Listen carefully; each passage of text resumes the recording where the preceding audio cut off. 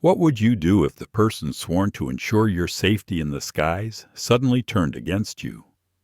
Imagine sitting quietly in first class, cradling your 6-month-old baby, when the sharp sound of a slap echoes through the cabin.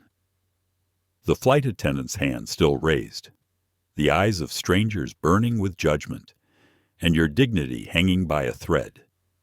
This is the story of Nia Ellis, a calm, poised mother whose silence concealed a truth no one in that cabin could have imagined.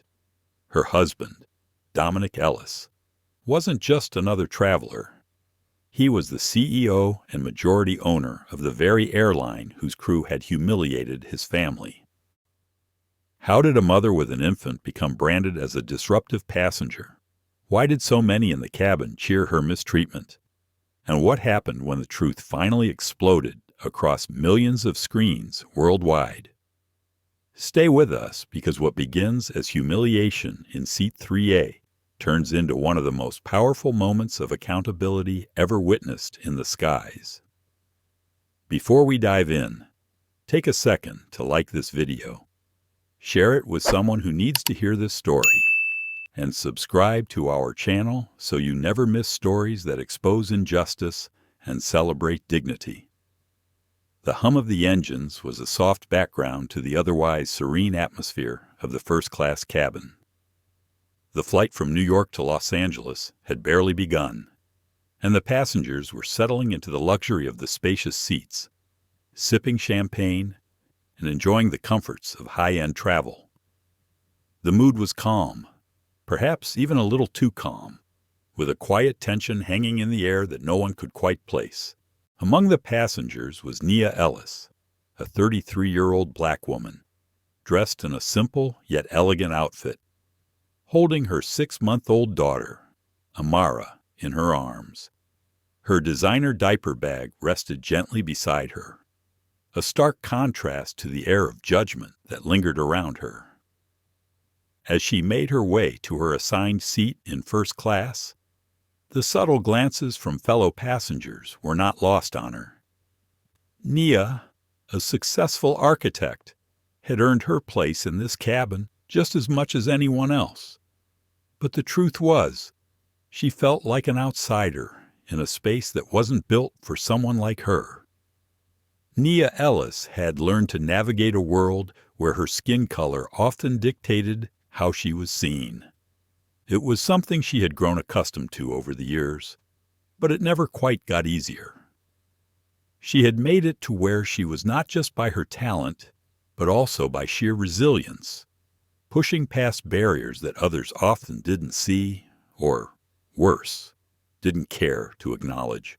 As she settled into her seat, her thoughts drifted to the upcoming architectural conference in LA, where she would present her latest project, a groundbreaking, sustainable design for urban spaces. It was a big opportunity, one that could take her career to the next level. But as she fastened her seatbelt, she couldn't shake the feeling that this flight, like so many other situations, would be one more test of her strength. It wasn't long before Brenda Harris, a flight attendant in her 40s, approached her, the look on her face one of practiced politeness, yet something about her demeanor felt off. "Excuse me, ma'am," Brenda said, her voice smooth but clipped. "I'm afraid you're in the wrong seat.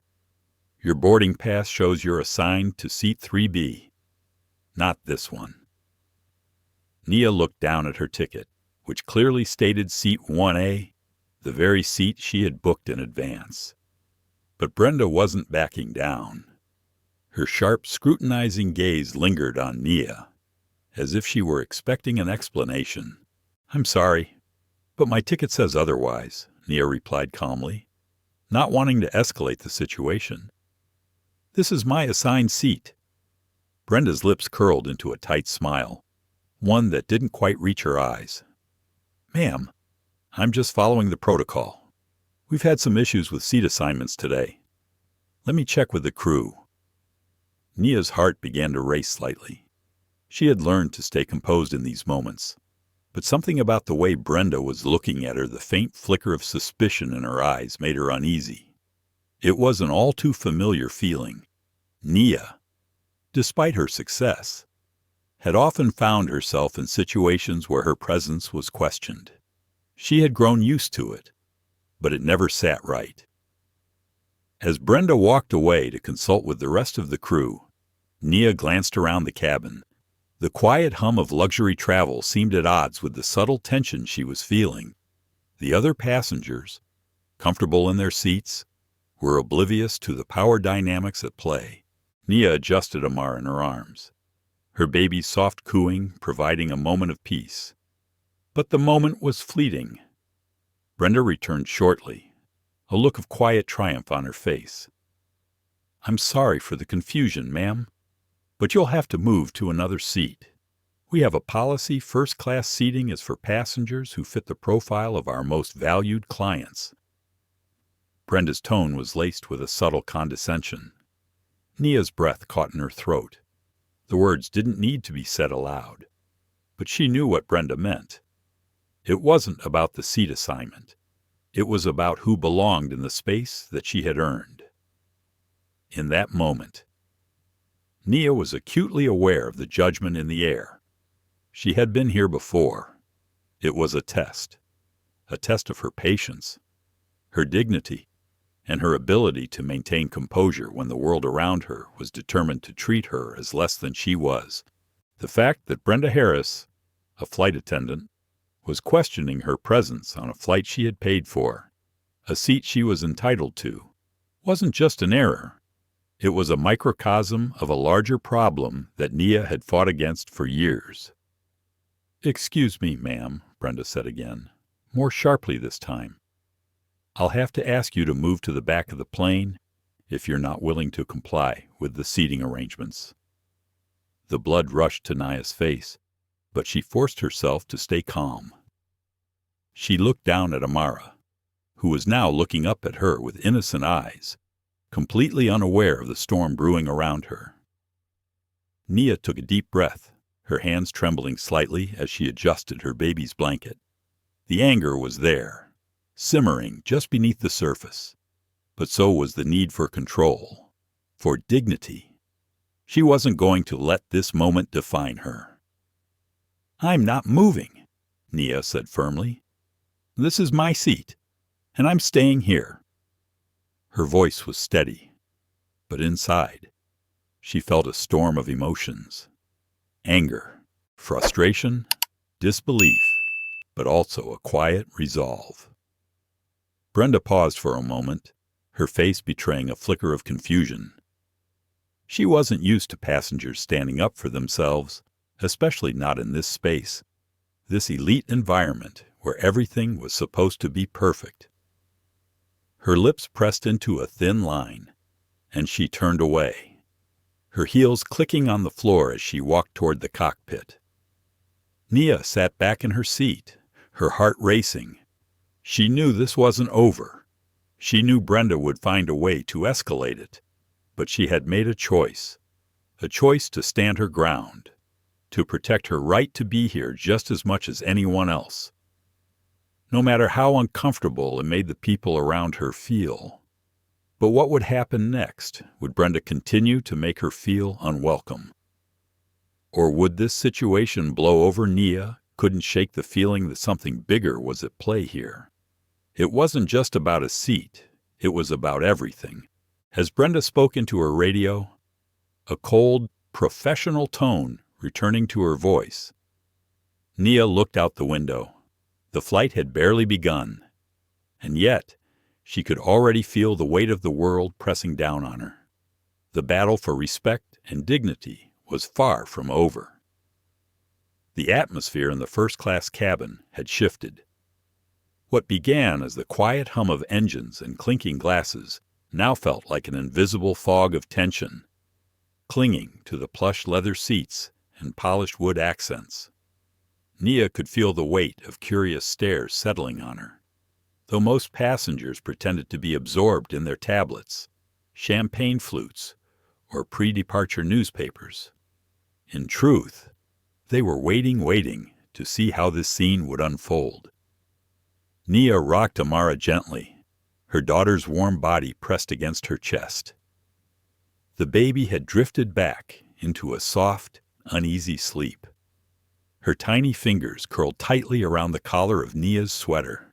Nia found a small comfort in the rhythm of her daughter's breathing, though inside, her own heart hammered like a drumbeat of warning. She told herself to remain composed. Every instinct screamed that losing her temper, or even raising her voice, would feed into the assumptions already hanging in the cabin air like storm clouds. She had promised herself years ago never to give strangers the satisfaction of watching her break. Across the aisle, a middle-aged man in an expensive navy suit adjusted his cufflinks and leaned back in his seat, muttering just loud enough for others to hear. Always some sort of drama. Some people just don't know how to travel properly. His voice carried that smug air of certainty, the kind that assumed agreement from everyone nearby. A few passengers nodded subtly, confirming Nia's suspicion many had already made up their minds about her without knowing a single thing beyond her skin and her presence in a seat they believed didn't fit her. She glanced at her boarding pass again. Clear as day. Seat 1A. Platinum Premier stamped across the top. Proof she belonged. But in spaces like these, proof often wasn't enough. It was never just about paper. It was about perception.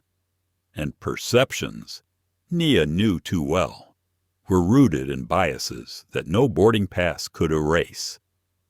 Brenda returned, walking briskly from the galley, radio in hand. Her smile was gone now, replaced by the hardened expression of someone convinced she was in the right.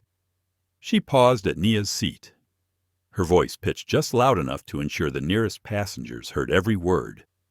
"Ma'am," she said, "I've spoken with the captain. We've logged your behavior as non-compliant.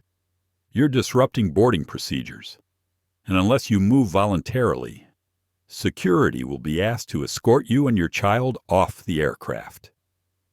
A ripple of whispers traveled through the cabin. Phones began to rise discreetly, cameras angled just so. Nia noticed them out of the corner of her eye. She wasn't surprised today. Every moment of conflict found its way to an audience. But still, the idea of strangers recording her humiliation, deciding her story without context, tightened the knot already forming in her stomach. She swallowed hard, steadying her voice. With all due respect, she replied, her tone low but firm. "My boarding pass shows this seat. I'm not causing a disruption. I'm sitting quietly with my child. You're the one escalating." Brenda's nostrils flared. "Escalating? Honey, let's be clear. It's not my job to justify myself to you. It's your job to comply with the crew's instructions. If you can't manage that, you don't fly. Simple as that."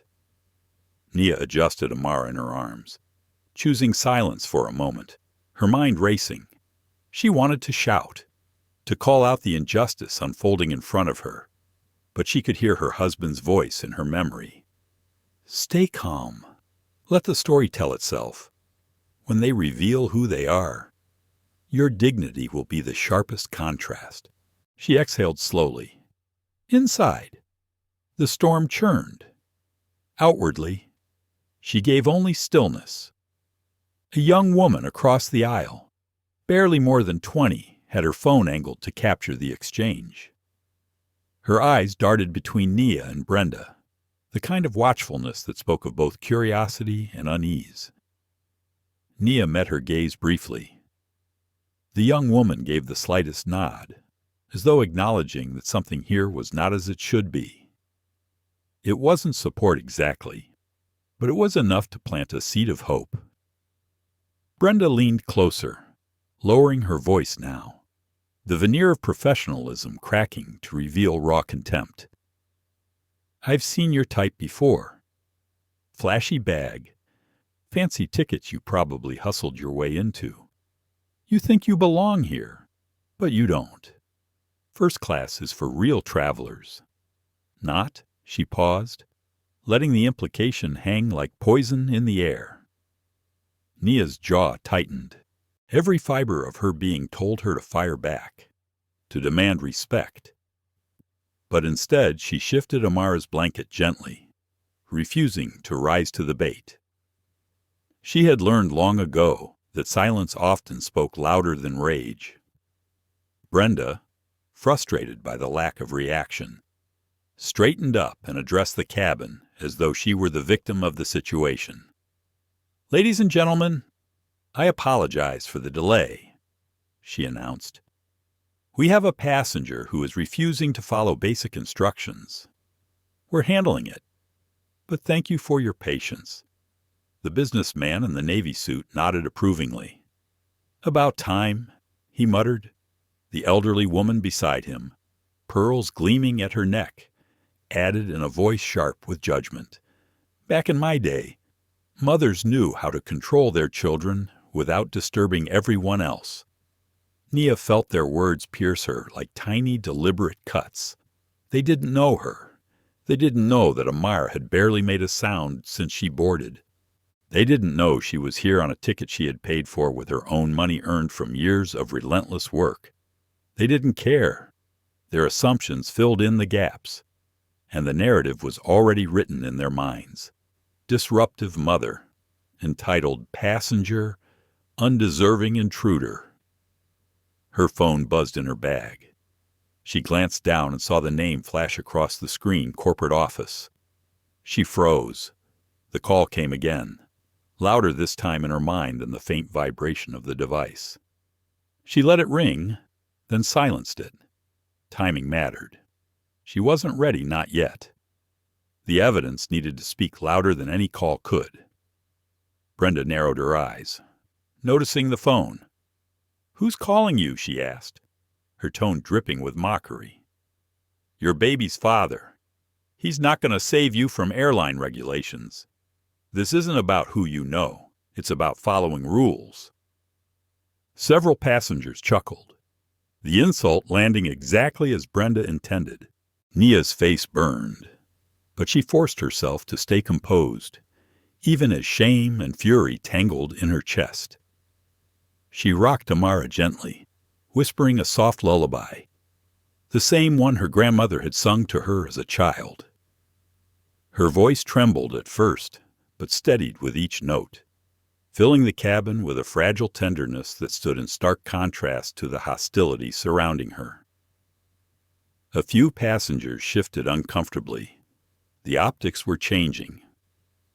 A mother humming to soothe her baby did not match the picture of disruption Brenda was trying so desperately to paint. Phones captured it all, the lullaby, the stillness, the quiet defiance. A man near the window, typing furiously on a laptop, caught Nia's attention. His name tag read Martin Rowe, aviation analyst. He wasn't just typing notes. He was drafting something, perhaps a report or a forum post. His eyes lifted briefly from the screen to study her, and in that glance, Nia recognized something she had seen too rarely in her life discernment. He wasn't just watching, he was noticing. He saw the inconsistencies, the cracks in Brenda's narrative, the power imbalance playing out in real time, and he was documenting it. The captain's voice crackled over the intercom, calm but firm. "Ladies and gentlemen, we'll be preparing for final boarding. Cabin crew, secure the doors." Brenda seized the moment, radio in hand. "Captain," she said loudly, ensuring the passengers overheard, "we have a code yellow in first class. Disruptive passenger with infant refusing crew instructions. I recommend immediate removal." The words hit Nia like a punch to the gut. Removal. The idea of being dragged off this plane in front of strangers, her baby clutched in her arms, was almost too much to bear. Fear rippled through her chest, but she didn't let it show. She couldn't. She kissed Amara's forehead softly, whispering words only her daughter could hear. "We are okay. We are always okay." Her phone buzzed again, this time flashing a different line. Emergency line. Priority. She declined once more. Not yet. Let them build their case. Let them show themselves for who they truly were. When the time came, the truth would be undeniable. Brenda smiled triumphantly. Turning to the passengers, "Security will be here in 10 minutes. We'll have this resolved." Her voice carried the false certainty of someone convinced she held all the power, but Nia knew otherwise. Inside, the storm raged on. She questioned her decision to stay quiet, wondered if her calm would be mistaken for weakness, worried what would happen when security arrived. Yet beneath the doubts, her resolve hardened. This was more than her story now. It was about what her daughter would one day learn from this moment, about dignity, about strength, about the courage to remain unbroken in the face of injustice. 10 minutes, Nia thought, adjusting Amara's blanket once more. 10 minutes until everything changed. The hum of the aircraft deepened as ground crew began to prepare the jet for departure. Yet inside the first-class cabin of Sky Continental Flight 982 tension was so thick it was almost suffocating. The quiet conversations, the faint clink of ice in glasses, and the gentle whir of overhead fans all seemed drowned beneath the weight of a single truth. Something had spiraled far beyond routine. Nia Ellis shifted Amara in her arms, cradling her daughter close to her chest. The baby stirred slightly, but did not cry, her small lips forming the faintest of smiles, as though oblivious to the storm unfolding around her. Nia let that tiny smile anchor her. She needed calm now more than ever. Her inner voice urged her to stay grounded, to remember why she was here. "This isn't only about you," she reminded herself. "This is about every person who has been told they don't belong, every mother who's been shamed in public, every passenger who's been judged before they've even had a chance to sit down." Across the aisle, Brenda Harris squared her shoulders, clutching her radio like a weapon. She scanned the cabin, making sure everyone saw her confidence, her authority. "Captain," she said firmly into the device. "Passenger continues to resist instructions. Recommend immediate removal upon security arrival." The radio crackled, then a calm but stern male voice responded, "Copy that. Brenda, I'll be there momentarily." Gasps and murmurs spread among the passengers. The captain himself was coming to first class. To some, it signaled reassurance. To others, spectacle. Several more phones tilted upward, recording every detail. The young woman across the aisle, Sophia Lopez, a journalism student, kept her live stream steady despite her trembling hands. Her comments were piling up faster than she could read them. "This mom hasn't raised her voice once. Why is the baby so calm if they say she's disruptive? That flight attendant seems way too aggressive." Still, other comments were cruel, dismissive. "Throw her off already. Entitled mom vibes. First class isn't daycare." Nia saw none of it, but she could feel the dual currents flowing around her, support from the perceptive, judgment from the indifferent. She rocked Amara gently and whispered another lullaby under her breath. Each note was for her daughter, but it was also for herself. It was a reminder that she was more than their assumptions, stronger than their stares. The cabin fell silent as the cockpit door opened. Captain Lawrence Donovan strode in, his gold-striped epaulets gleaming beneath the cabin lights. At 6 feet tall with broad shoulders, he carried the commanding presence of 2 decades in the skies. His gaze swept the cabin quickly before settling on Brenda. "What's the situation?" he asked. his voice even, but tinged with impatience.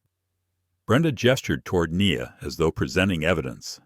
"Sir, passenger in 1A is non-compliant. Infant disruptive during boarding. Passenger refused to deplane voluntarily, despite repeated requests." Donovan's sharp eyes landed on Nia. She sat still, composed, her baby asleep against her chest. For a brief moment, his brows furrowed. The scene in front of him did not match Brenda's report, yet his training and his instincts leaned toward trusting his crew. He had always believed in backing his attendants, even in gray areas. "Ma'am," Donovan said, his tone carrying the clipped authority of command, "I'm Captain Donovan. Federal regulations require that all passengers comply with crew instructions. If you fail to do so, we have no choice but to remove you for safety reasons." Phones lifted higher, capturing the confrontation. Nia looked up, her dark eyes steady. "Captain, I understand your position," she said calmly, "but I've complied with every instruction given to me. My daughter is sleeping. My boarding pass clearly shows this seat. I have not raised my voice. I am not disruptive." A ripple of unease moved through the cabin. The contrast between her measured words and Brenda's dramatic claims was becoming harder to ignore. Sophia whispered into her phone's mic. "She's not resisting. She's literally just sitting there. This doesn't add up. Her live stream jumped past 5,000 viewers." The businessman, Philip Grant, scoffed loudly. "Captain, some of us have important connections to make. She's delaying the entire flight with her drama. Rules are rules." Eleanor Price, the elderly woman in pearls, nodded firmly. "Back in my day, people didn't argue with authority, especially not mothers traveling with infants. It's disgraceful." Donovan nodded grimly. "Security is en route," he said, then glanced at Brenda. "Hold position until they arrive." Nia's phone buzzed in her bag, vibrating insistently. She knew who it was before she looked. Corporate office, priority line. Her finger hovered over the screen. For a moment, temptation burned answer now. End this charade with a single word. But she pulled her hand back. Timing. Always timing. Her silence only seemed to embolden Brenda. See, the attendant sneered. "She knows she doesn't belong here. That's why she won't cooperate." Martin Rowe, the aviation analyst by the window, finally spoke up. His deep voice cut through the murmurs. "Captain, if I may," he said, lifting his laptop. "I've been documenting this entire exchange. From what I can see, the passenger has complied. The baby hasn't cried in over 10 minutes. Protocol requires verification of her boarding status before escalation. Has that been done?" Donovan's jaw tightened. He wasn't accustomed to passengers questioning him, especially not with the precision of someone citing protocol. "Sir, I appreciate your perspective," he replied curtly, "but operational authority rests with the captain and crew. Passenger management isn't up for debate." Martin didn't argue further, but his fingers flew across his keyboard. The headline of his post glowed on the screen: "Discrimination in Real Time, Sky Continental Flight 982. The intercom crackled. "Ground security approaching aircraft. Stand by." Brenda allowed herself a triumphant smile, as though the verdict had already been handed down. "Time's up," she said, glaring at Nia. Nia remained still. She pressed her lips against Amara's soft curls and whispered words too faint for anyone else to hear. Her heart raced, her palms damp with sweat, but outwardly she was stone. "They think I'm powerless. They think silence means surrender. They don't realize silence is the sharpest blade." The cabin doors opened again. Two uniformed security officers stepped inside. Officer James Rodriguez led the way, his expression neutral but alert. His partner, Officer Elaine Carter, followed closely behind.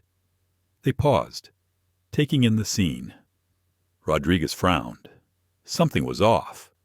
He had removed drunk passengers, belligerent passengers, even dangerous ones.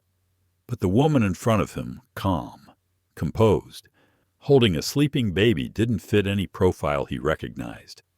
"Captain," Rodriguez asked carefully, "what's the nature of the disruption?" "Non-compliance," Donovan answered briskly. Passenger refused crew instructions, delaying departure.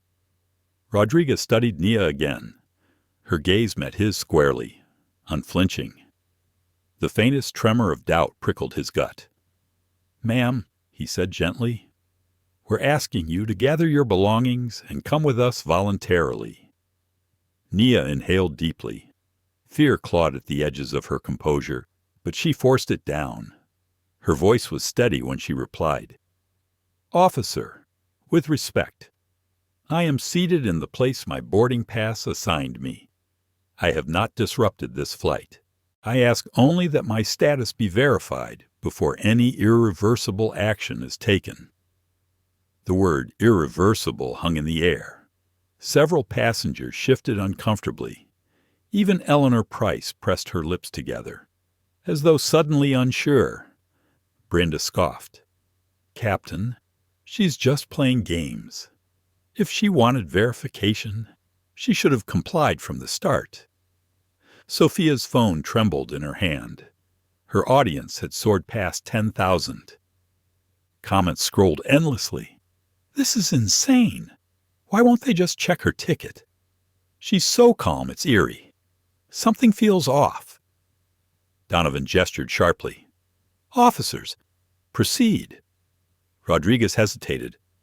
"Sir, with all due respect, this doesn't feel like a standard disruption case." Donovan's tone hardened. "We don't negotiate with passengers who refuse compliance. Remove her now." The words triggered a wave of tension across the cabin. Every phone tilted higher. Passengers leaned forward, waiting for the spectacle of a mother being dragged from her seat with her baby. Nia kissed Amara's forehead. "5 more minutes," she whispered, her voice so soft only her daughter heard. But Donovan heard her too. "You don't have 5 minutes, ma'am," he snapped. "You have 0. Officers, do your job." The security team stepped closer. Rodriguez still hesitated, his instincts screaming. Something wasn't right, but orders were orders. As the officers loomed over her, Nia closed her eyes briefly. She pictured her husband's face, remembered his words. "When the time comes, the truth will reveal itself. And when it does, you won't need to raise your voice. The world will raise it for you." She opened her eyes, calm once more, and murmured, 3 minutes. The entire cabin went still, the countdown hanging heavy in the air. Phones captured her quiet defiance, the storm brewing unseen. 3 minutes until everything changed. The tension inside the cabin had reached a fever pitch. Every second felt longer than the last, stretched taut like a rope that might snap at any moment. The faint hum of the engines idling on the tarmac provided a low background drone, but it was drowned by the silence of 180 passengers holding their breath. Every phone, every pair of eyes, was locked on the scene in first class. Nia Ellis sat in seat 1A, her arms encircling baby Amara like a shield. The child's tiny chest rose and fell in steady rhythm, her soft cooing a striking contrast to the storm gathering around her mother. Nia's eyes, calm yet unwavering, didn't leave Captain Lawrence Donovan's face. She knew she was outnumbered, outpowered in the immediate sense. But she also knew something they didn't time was not on their side. It was on hers. Her phone buzzed again. Same ID, Sky Continental corporate office. She let it ring, her composure unshaken. To the passengers, it looked like stubbornness. To Brenda Harris, the senior flight attendant, it looked like arrogance. But to Nia, it was discipline. Timing mattered more than anything. Brenda stepped forward, her voice rising for the cabin to hear. "Ladies and gentlemen, we apologize for the delay. Unfortunately, we have a passenger who refuses to comply with safety protocols. Security will be resolving the situation shortly." The businessman, Philip Grant, clapped his hands once. "About time," he muttered. "We've already lost 20 minutes. Some of us have serious business on the line." Eleanor Price gave a tight nod, her pearls catching the overhead light. "This entire ordeal is disgraceful. A mother should know better than to hold up an entire aircraft." Their words fanned the flames of judgment, but not everyone was convinced. Sophia Lopez, phone still streaming, whispered to her growing audience, "The baby is literally asleep. This doesn't look like disruption to me. It looks like something else entirely." Her viewer count hit 15,000. Comments poured in. "Check her ticket. This is discrimination. Plain and simple. Captain looks biased." Nia shifted Amara slightly, her sweater brushing against the infant's cheek. She whispered, "Just a little longer, sweetheart." The baby nestled deeper into her embrace. Captain Donovan, standing tall and radiating authority, turned sharply to the officers. "Rodriguez, Carter, remove her." James Rodriguez froze. Years of aviation security training screamed at him to act, but his instincts resisted. Something in the scene didn't match the narrative. He looked at Nia again. She wasn't drunk. She wasn't loud. She wasn't even tense. She looked resolute. "Sir," Rodriguez began cautiously, "with respect, I recommend verifying her boarding status first." Donovan's jaw tightened. "Officer, I gave a direct order. This passenger is non-compliant. Remove her now." Elaine Carter, standing beside Rodriguez, glanced at her partner nervously. She, too, sensed the unease in the cabin. But chain of command was clear. Orders came from the captain. Brenda folded her arms, her smile smug. She had waited years for a moment like this where her authority was unquestioned, where passengers would finally see her as more than a server of drinks. "Let's go," she urged. "Show her that rules mean something." Martin Rowe, the aviation analyst by the window, couldn't stay silent. His fingers paused on his laptop keys. "Captain, I've logged over 2 million miles in the air," he said firmly. "This does not look like a disruptive passenger. This looks like a passenger being profiled." Gas rippled. Passengers glanced at one another, suddenly less certain in their judgments. A few phones shifted focus toward Martin as he spoke. Donovan snapped, "Sir, I will not debate my authority with passengers." But the moment had already shifted. Doubt had entered the cabin, and it was spreading fast. Rodriguez cleared his throat. "Ma'am," he said to Nia, "we need you to come with us." His voice lacked conviction. Nia's calm gaze met his. "Officer, I will comply the moment you confirm my ticket. Until then, I ask that you delay taking irreversible action." The word irreversible echoed again. It unsettled even those who had sided with Brenda moments earlier. Philip Grant scoffed, but his voice wavered now. "This is ridiculous." Sophia's live stream exploded with comments. She asked for ticket verification 3 times. Why won't they check this is systemic bias? Tag the airline. Tag the FAA. Donovan, impatient and feeling his control slipping, barked, "Rodriguez Carter. Enough waiting. The officers moved closer. Passengers leaned in, cameras at the ready, hungry for spectacle. Nia felt her heart hammering, but she inhaled slowly, remembering her husband's words. Silence carries more weight than shouting. She kissed Amar's forehead, then looked at Donovan with eyes that pierced through the facade of his authority. 2 minutes, she whispered. The phrase, soft yet chilling, cut through the cabin like a blade.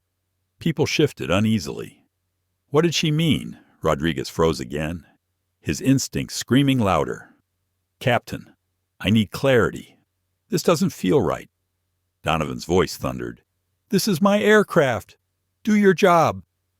Phones tilted higher. Sophia whispered breathlessly. This is about to explode. Don't forget to like and share. Something's happening. Her stream crossed 20,000 viewers. Eleanor Price muttered, This is why discipline matters. If you give them an inch, they take a mile. But even she avoided meeting Nia's steady gaze. The aircraft door opened suddenly. 2 additional ground security officers stepped inside, their presence escalating the tension even further. The sight of restraints on their belts made several passengers murmur nervously. Brenda raised her chin, savoring the moment. Finally, she said, let's resolve this. Nia closed her eyes briefly, letting the storm swirl around her. She pictured Dominic's face, remembered his calm conviction. When you hold steady, you make them reveal themselves. And when the moment comes, speak clearly. They'll have no choice but to listen. Her phone buzzed again. She pulled it out deliberately this time. The screen lit up for all to see. Dominic Ellis, incoming call. A hush swept the cabin. Some passengers gasped, others frowned in confusion. Brenda sneered. Who's Dominic? Your baby daddy can't save you from federal aviation law. The insult was met with uncomfortable laughter from Philip Grant and a few others, but many passengers shifted uneasily. Nia's lips curved into the faintest of smiles. She pressed accept and put the call on speaker. Hi, love, she said softly, her voice calm despite the chaos. I'm having some trouble on your airline. The voice that answered was sharp, controlled, and instantly recognizable to those in the industry. Which flight? Sky Continental 982. Nia replied evenly. First class. Seat 1A. Security is preparing to remove me. A beat of silence followed. Then the voice hardened like steel. This is Dominic Ellis, Chief Executive Officer and majority shareholder of Sky Continental Airlines. Whoever is standing over my wife needs to step back immediately. The cabin erupted.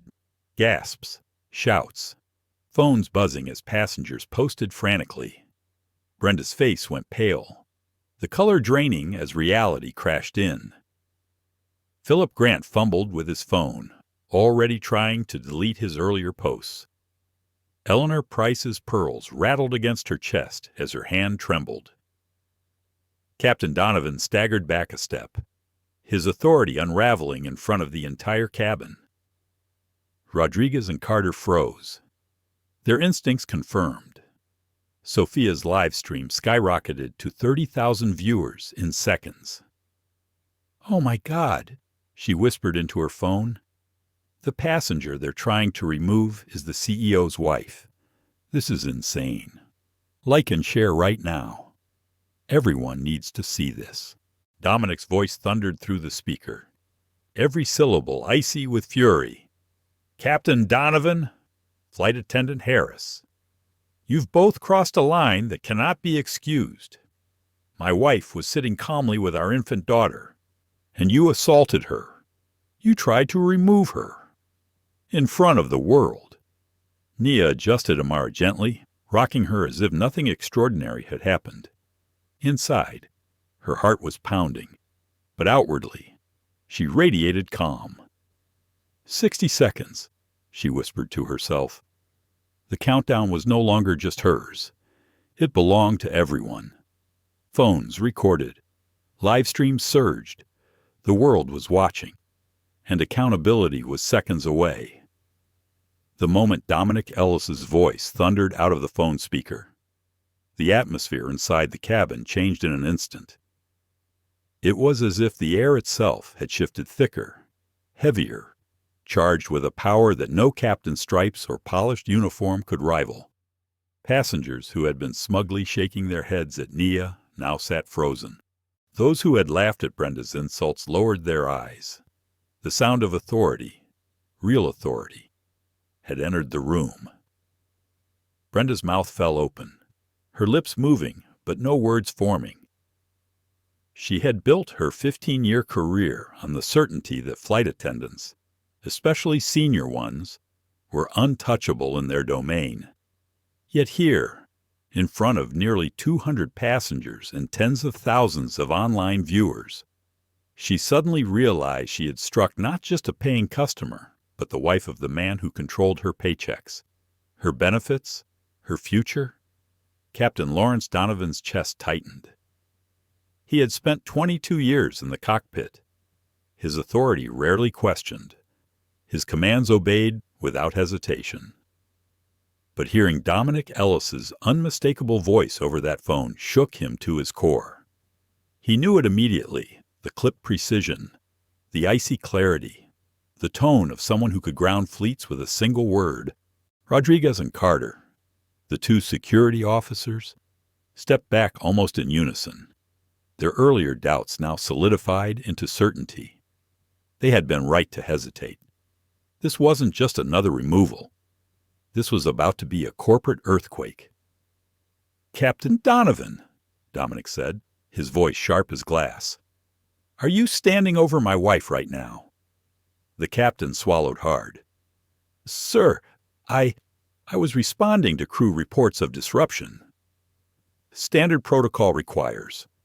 "There is no standard protocol for striking a passenger," Dominic interrupted, his voice rising for the first time. "There is no federal regulation that authorizes humiliating a mother holding an infant. Do not insult me by pretending otherwise." Phones caught every syllable. The live stream count jumped past 40,000. Comments exploded across Sofia Lopez's TikTok. "This is history. The CEO just roasted his own captain." "Like and share, this is accountability, Liv." Nia sat perfectly still, her calm composure even more unsettling in contrast to the unraveling crew. She kissed Amara's forehead, whispering softly, "Almost there, sweetheart. Almost there." Brenda finally found her voice, trembling but defiant. "Mr. Ellis, I was enforcing policy. Your wife was disruptive." Dominic cut her off like a hammer splitting glass.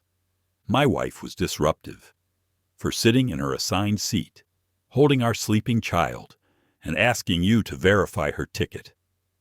That's your definition of disruption." Brenda's face flushed crimson. "I didn't know who she was." "That," Dominic snapped, "is precisely the problem. Dignity should not depend on who someone is. It is the baseline for how you treat every passenger. But you chose violence. You chose humiliation, and you did it in front of a live audience." The silence afterward was suffocating. You could hear the faint hum of Amara's breathing, the soft click of phone cameras capturing history. Philip Grant sank lower into his seat, desperately scrolling through his phone to delete his earlier comments praising Brenda. But it was too late. Screenshots were already flooding Twitter. His name, his face, his smug words immortalized online. Eleanor Price gripped her pearls tightly. The earlier certainty drained from her expression. She tried to look away from Nia, but couldn't. Shame crept over her features like a slow tide. Martin Rowe typed furiously into his aviation forum, his fingers trembling with adrenaline. Unprecedented event in commercial aviation. CEO intervenes live during discrimination incident. Regulatory implications enormous. Cultural shift inevitable. Captain Donovan, desperate to salvage some measure of control, straightened his posture. Sir, with all due respect, during boarding, the captain has ultimate authority. Dominic's laugh was cold, humorless. Authority does not give you the right to weaponize prejudice. Authority does not give you the right to assault my family. Authority comes with responsibility, and you've just demonstrated catastrophic failure. The word struck harder than any reprimand Donovan had ever received. His gold-striped epaulets suddenly felt like chains. Sophia's voice shook as she narrated for her audience. Y'all, I can't believe this. The CEO is dismantling his crew in real time. This is history. Don't forget to like and share. Everyone needs to see this. Her hands trembled, but she didn't stop filming. She knew this was the moment that could define her career. Dominic's voice returned, sharp as ever, effective immediately. Captain Donovan, you are relieved of command of this aircraft. First Officer Lee Ramirez will assume control. Do you understand me? Gaffs echoed through the cabin. The idea of a captain being publicly relieved on his own plane was unthinkable, unprecedented. Donovan staggered backward, his face pale.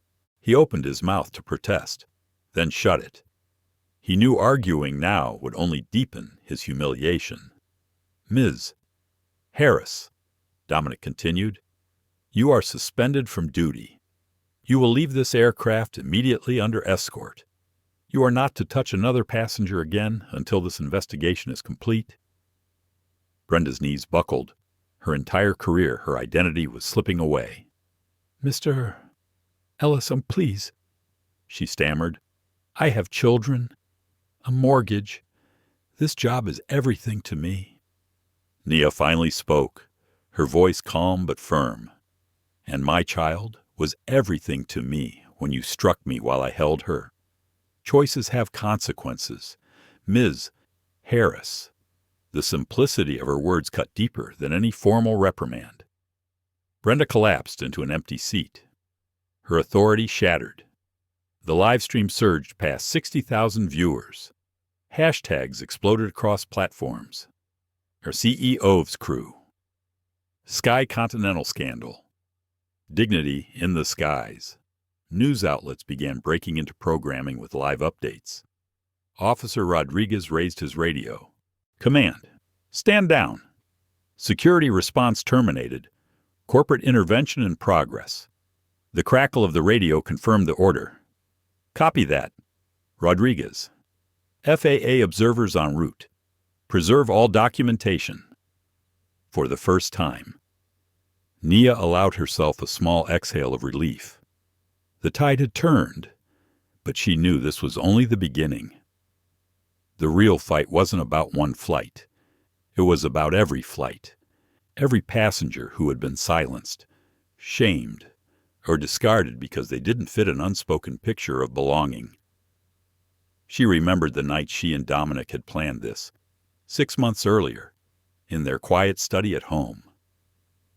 He had looked at her with solemn eyes. If we're going to change this industry, we can't just write policies. We need proof, real proof, the kind no one can deny. She had nodded, her heart pounding even then. So you want me to go undercover, to test the culture myself? Yes, he had said, but I never wanted it to go this far. I never imagined they'd lay a hand on you. Now, holding Amara's sleeping form. Nia knew their plan had revealed something even bigger than they anticipated. Across the aisle, Amanda Blake, a quiet passenger in her 20s, finally spoke. I should have said something earlier, she whispered, her voice carrying in the silence. I saw the baby was calm. I knew this didn't feel right, but I stayed quiet. Nia's gaze softened as she looked at the young woman. Silence is how these systems survive. Amanda, not just through the ones who act, but through the ones who watch and say nothing. But speaking now matters too. The words landed heavily on the entire cabin. Faces flushed, eyes averted. Complicity was no longer invisible. It was documented, live-streamed, undeniable. Dominic's voice returned, steady and commanding. This flight is grounded until every involved crew member has been removed. I am en route to the airport. In 20 minutes, I'll be on board, and when I arrive, we will begin the real work of accountability. Phones captured every second. The live stream surged past 70,000. Nia kissed Amara's forehead again and whispered, "It's almost over, my love." For Captain Donovan and Brenda Harris. However, it was only the beginning of the end of their careers. The collapse of authority was complete, and the world was watching. The atmosphere inside the aircraft was unbearable, charged with something more volatile than fear. It was the suffocating weight of exposure. Everyone from passengers to crew knew they had just witnessed history. But the story wasn't finished. Every pair of eyes kept flicking to the door at the front of the cabin, waiting for the moment that would change everything. Dominic Ellis was on his way. Nia could feel it in her chest, her heart beating a slow, steady rhythm against the weight of her sleeping daughter. She had waited patiently, endured humiliation, and chosen silence when the easy option would have been rage. She could almost hear her grandmother's voice. The loudest storms often come after the stillest skies. She adjusted Amara's blanket, her movements calm and deliberate. Around her, passengers whispered nervously. Some still tried to justify their earlier reactions, muttering excuses about being misled, while others sat in shameful silence, replaying the scene in their minds. Sophia Lopez's livestream counter ticked upward like a slot machine in overdrive. 80,000, 90,000. The chat scrolled so quickly it was unreadable. But one theme dominated justice. Philip Grant rubbed his forehead, his earlier arrogance gone. He tapped his phone desperately, messaging colleagues at his firm. Caught on video supporting racist crew.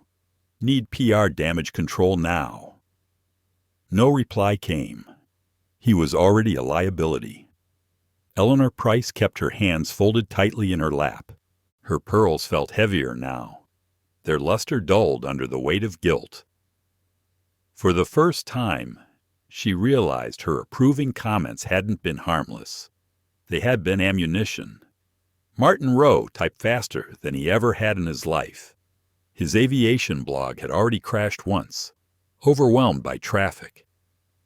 He switched to Twitter, his updates shooting across feeds like wildfire. FIA notified. CEO en route to gate. Crew authority collapsing in real time. Industry implications massive. Rodriguez. The seasoned security officer remained at Nia's side, but his posture had shifted entirely. Where before he had stood like an enforcer, now he stood like a guardian, quietly protective. He kept one eye on the galley, where Brenda Harris sat trembling, and another on the aisle, where Captain Donovan lingered, stripped of his command and all but name. A crackle came over Rodriguez's radio. Command to OT 115. Executive Party has entered terminal. ETA to jet bridge 2 minutes. The words rippled through the cabin. Gasps, murmurs, nervous shuffling. Brenda's face drained of all remaining color. Donovan closed his eyes for a moment, as if bracing for a blow he knew was inevitable. Nia's hand tightened around her phone. She remembered the night she and Dominic had planned this experiment, their whispered conversation over mugs of tea in their living room. He had looked at her, his expression grave but determined. We can't change an industry with press releases. We need proof raw, undeniable proof. If they treat you differently because of who you are, the world will see it, not just us. She had agreed, but she hadn't expected violence. That part still throbbed on her cheek, even beneath the mask of calm she wore. And yet, she thought, maybe it was necessary. Maybe the slap was the ugly truth made visible. The aircraft door opened. The cabin fell silent.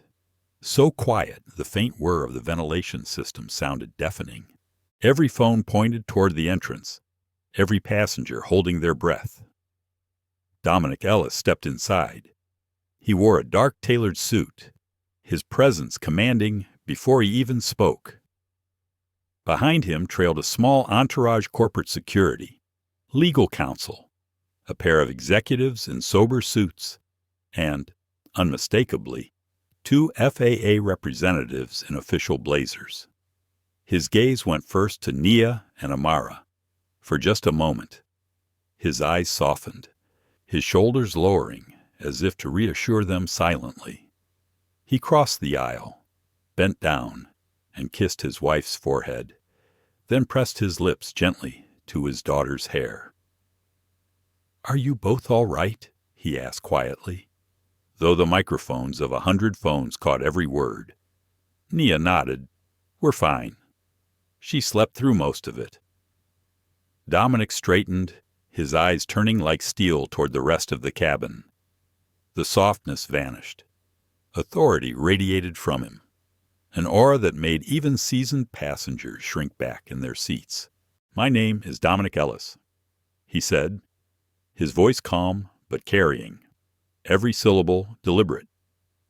"I am the Chief Executive Officer and majority shareholder of Sky Continental Airlines.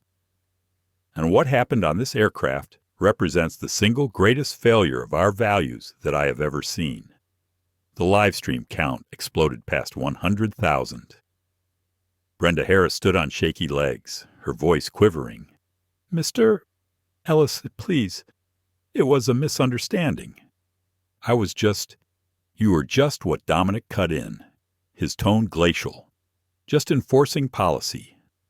Show me the page in any manual, any regulation, that authorizes you to strike a mother holding her child.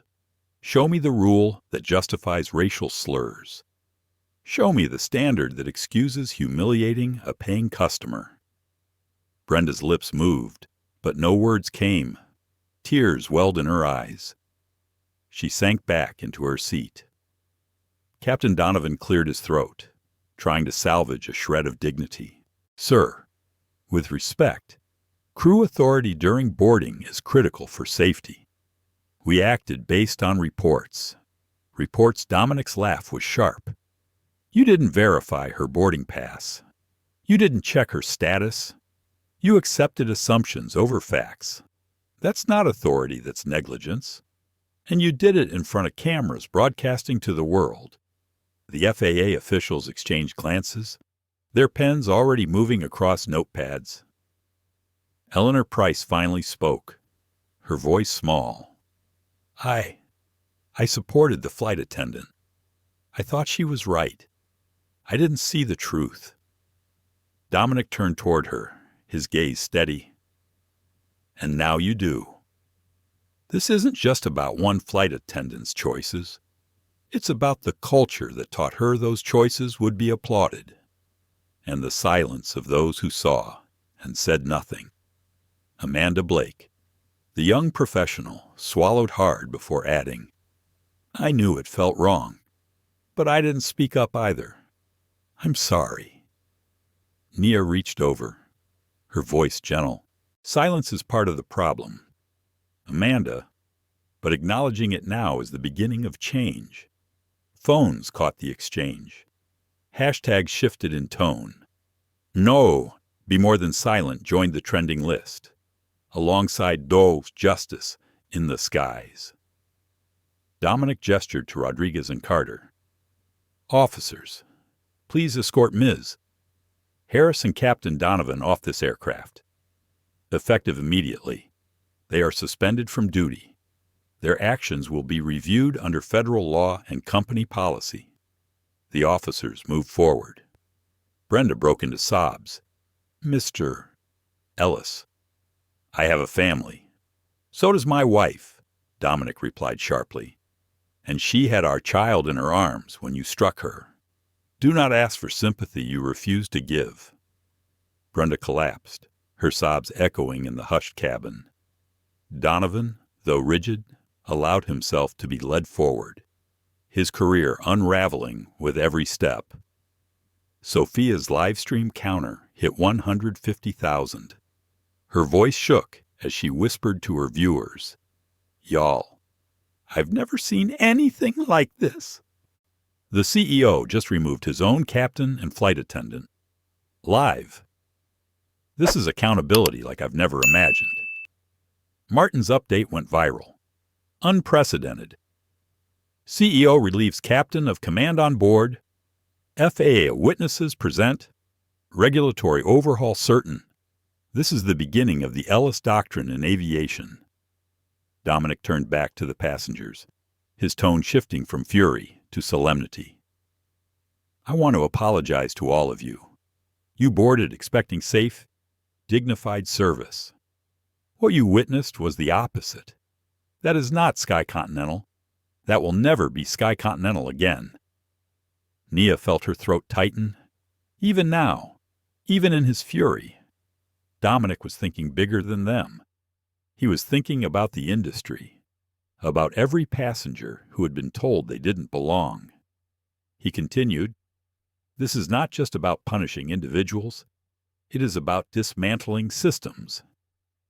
From this moment forward, our airline will begin an overhaul of crew training, passenger rights, and accountability measures. What happened here will not happen again." The words hung in the air like a verdict. Nia, still calm, still holding Amara, looked around the cabin. Passengers who had sneered at her now avoided her gaze. Those who had remained silent shifted uneasily in their seats. And a few, like Amanda, looked at her with something new in their eyes, respect. The moment was bigger than her humiliation. It was about every mother, every traveler, every passenger who had ever been told they didn't belong. And now, with the world watching, change had begun. The cabin of Flight 815 was no longer an aircraft. It had become a stage, a courtroom, and a broadcast studio all at once. Phones glowed in nearly every hand, recording and live streaming a moment that no one could have scripted. Even those who had stayed silent were complicit now. Every face, every reaction, every word would live online long after the plane returned to the gate. Nia sat quietly. Her daughter Amara nestled against her chest. The baby's gentle breathing, the only reminder of innocence in a cabin consumed by judgment, fear, and revelation. She hummed softly under her breath, the tune one her grandmother had sung to her. The lullaby cut through the silence, grounding her even as the storm swirled around her. Dominic Ellis, her husband, stood firmly at the front of the cabin, his voice resonant without needing to shout. His presence carried the gravity of consequence. He had removed the captain and the senior flight attendant. Now, he faced not only the passengers, but the watching world. "Ladies and gentlemen," he began, his tone even but unyielding, "you have witnessed a disgrace, not just a failure of service, but a failure of humanity. My wife was struck while holding our child. My wife was accused of fraud while holding a verified ticket, and too many of you watched and said nothing." The words landed like blows. Several passengers shifted uncomfortably, their silence suddenly heavy. Eleanor Price, the elderly woman with the pearls, pressed her lips together. For the first time, her posture wasn't proud but defensive, her shoulders curving inward. Dominic scanned the cabin, his eyes fierce. This is not just about one crew member. This is about a culture and industry that has allowed prejudice to masquerade as professionalism, and it ends today. The FAA officials scribbled furiously in their notepads. One leaned into his colleague and whispered, "This is going to trigger hearings." "Guaranteed." Sophia Lopez, her hands trembling as she clutched her phone, whispered to her live stream audience, "This isn't just about the slap anymore. He's making this about the whole system. We're watching history. Y'all." Her viewer count ticked past 180,000. In the aisle seat, Philip Grant wiped sweat from his forehead. His earlier comments, "These people always think they can do whatever they want," had already been clipped and shared across platforms. He imagined his firm's board meeting, the emails from investors, the press waiting outside his office door. He was no longer just a passenger. He was a symbol of complicity. Eleanor finally spoke, her voice wavering. "Mr. Ellis, I didn't realize. I thought she was disruptive.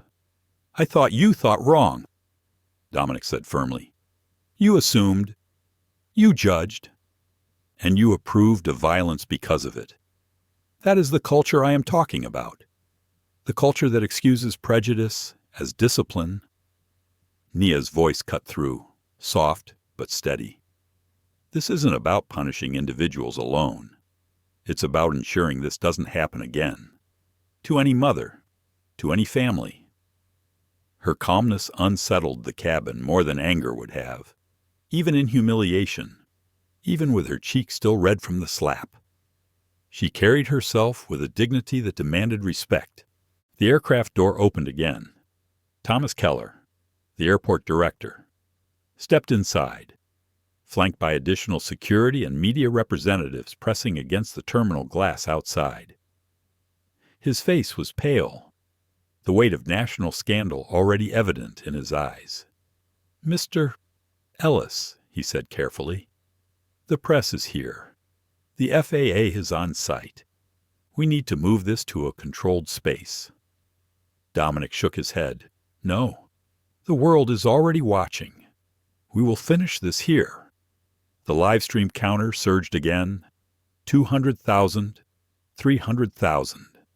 The cabin had become the epicenter of a cultural reckoning. Martin Rowe typed an update, his fingers barely keeping up with his thoughts. Ellis rejects controlled PR spin. Accountability remains public. FAA presence confirms regulatory escalation. Industry cannot walk this back. Rebecca Harris, still seated in the galley under guard, lifted her tear-streaked face. "Please, Mr. Ellis," she whispered. "I was under pressure. I've had complaints before. I thought I was enforcing order." Dominic turned, his gaze icy. No one is ever under pressure to strike a mother holding her child. No one is under pressure to use racial slurs. That was not enforcement. That was cruelty. Her sobs filled the silence. For the first time, passengers who had once applauded her authority now turned away in discomfort, unable to face the collapse of their earlier support. Amara stirred, yawning softly. Nia rocked her gently, whispering, "It's almost over, sweetheart." The juxtaposition, an innocent infant soothed by a mother's lullaby while careers unraveled and reputations burned, was almost unbearable. Dominic raised his hand. "Effective immediately. Every passenger on this flight will receive a direct communication from my office, apologizing for what you've witnessed. But understand, this apology is not enough. We will rebuild our systems. Every crew member will undergo new training. Every complaint of discrimination will be reviewed by an independent body. And every incident like this will carry consequences." The cabin was silent, phones capturing every word. Sophia whispered, her voice shaking. "He's rewriting the airline, right here in front of us." Eleanor clasped her pearls tightly, her eyes glistening. For the first time, She looked not like a critic of modernity, but a woman reckoning with her own prejudice. She whispered to no one in particular. I should have known better. I should have said something. Amanda Blake, the young professional who had remained silent earlier, leaned forward. Mrs. Ellis, she said softly. I'm sorry. I froze. I knew it was wrong, but I didn't speak. Nia looked at her, her dark eyes steady. Silence allows systems like this to survive, but acknowledgement is the first step to change. The live stream counter surged again, 400,000, 500,000. Comments poured in. This is bigger than one airline. This is about all of us. Look at her composure, dignity in the face of hate. Officer Rodriguez finally spoke, his tone respectful. Mr. Ellis, Mrs. Ellis, for what it's worth, I want to apologize.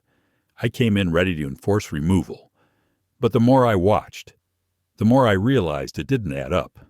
That's on me, too. Nia gave him a small nod. Owning the mistake matters. Thank you. The FAA official stepped forward. One cleared his throat. Mr. Ellis, Mrs. Ellis, this incident will be reviewed at the federal level. We will require full recordings, including passenger streams and security footage.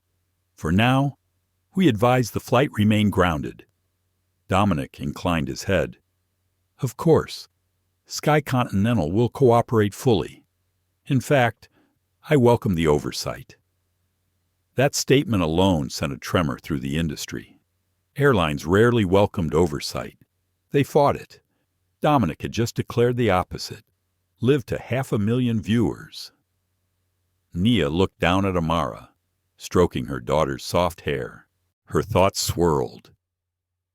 She remembered being a 19-year-old student, turned away from a restaurant with the words, "This place isn't for you." She remembered boardrooms where her competence was doubted before she even opened her mouth. She remembered promising herself, and later her daughter, that she would never silently accept disrespect. And now, she thought, maybe that promise was being kept not just for her, but for every passenger who had been humiliated in silence. The aircraft door opened once more, and a wave of flashes erupted from the terminal. The press was there, national networks, international media. The story had already escaped the cabin, but now it was unstoppable. Dominic turned back to the passengers. We are living in a moment that will be remembered, and each of you is part of it. Whether you spoke, whether you stayed silent, whether you supported or condemned your role is recorded. History will judge not just the crew, but the cabin. The words landed like a hammer. The weight of complicity settled on every silent witness. Nia kissed her daughter's forehead. Amara stirred, but did not cry. The baby had been calm through it all, a living contradiction to every accusation thrown at her mother. The silence in the cabin stretched. Phones kept filming. The viewers climbed past 600,000.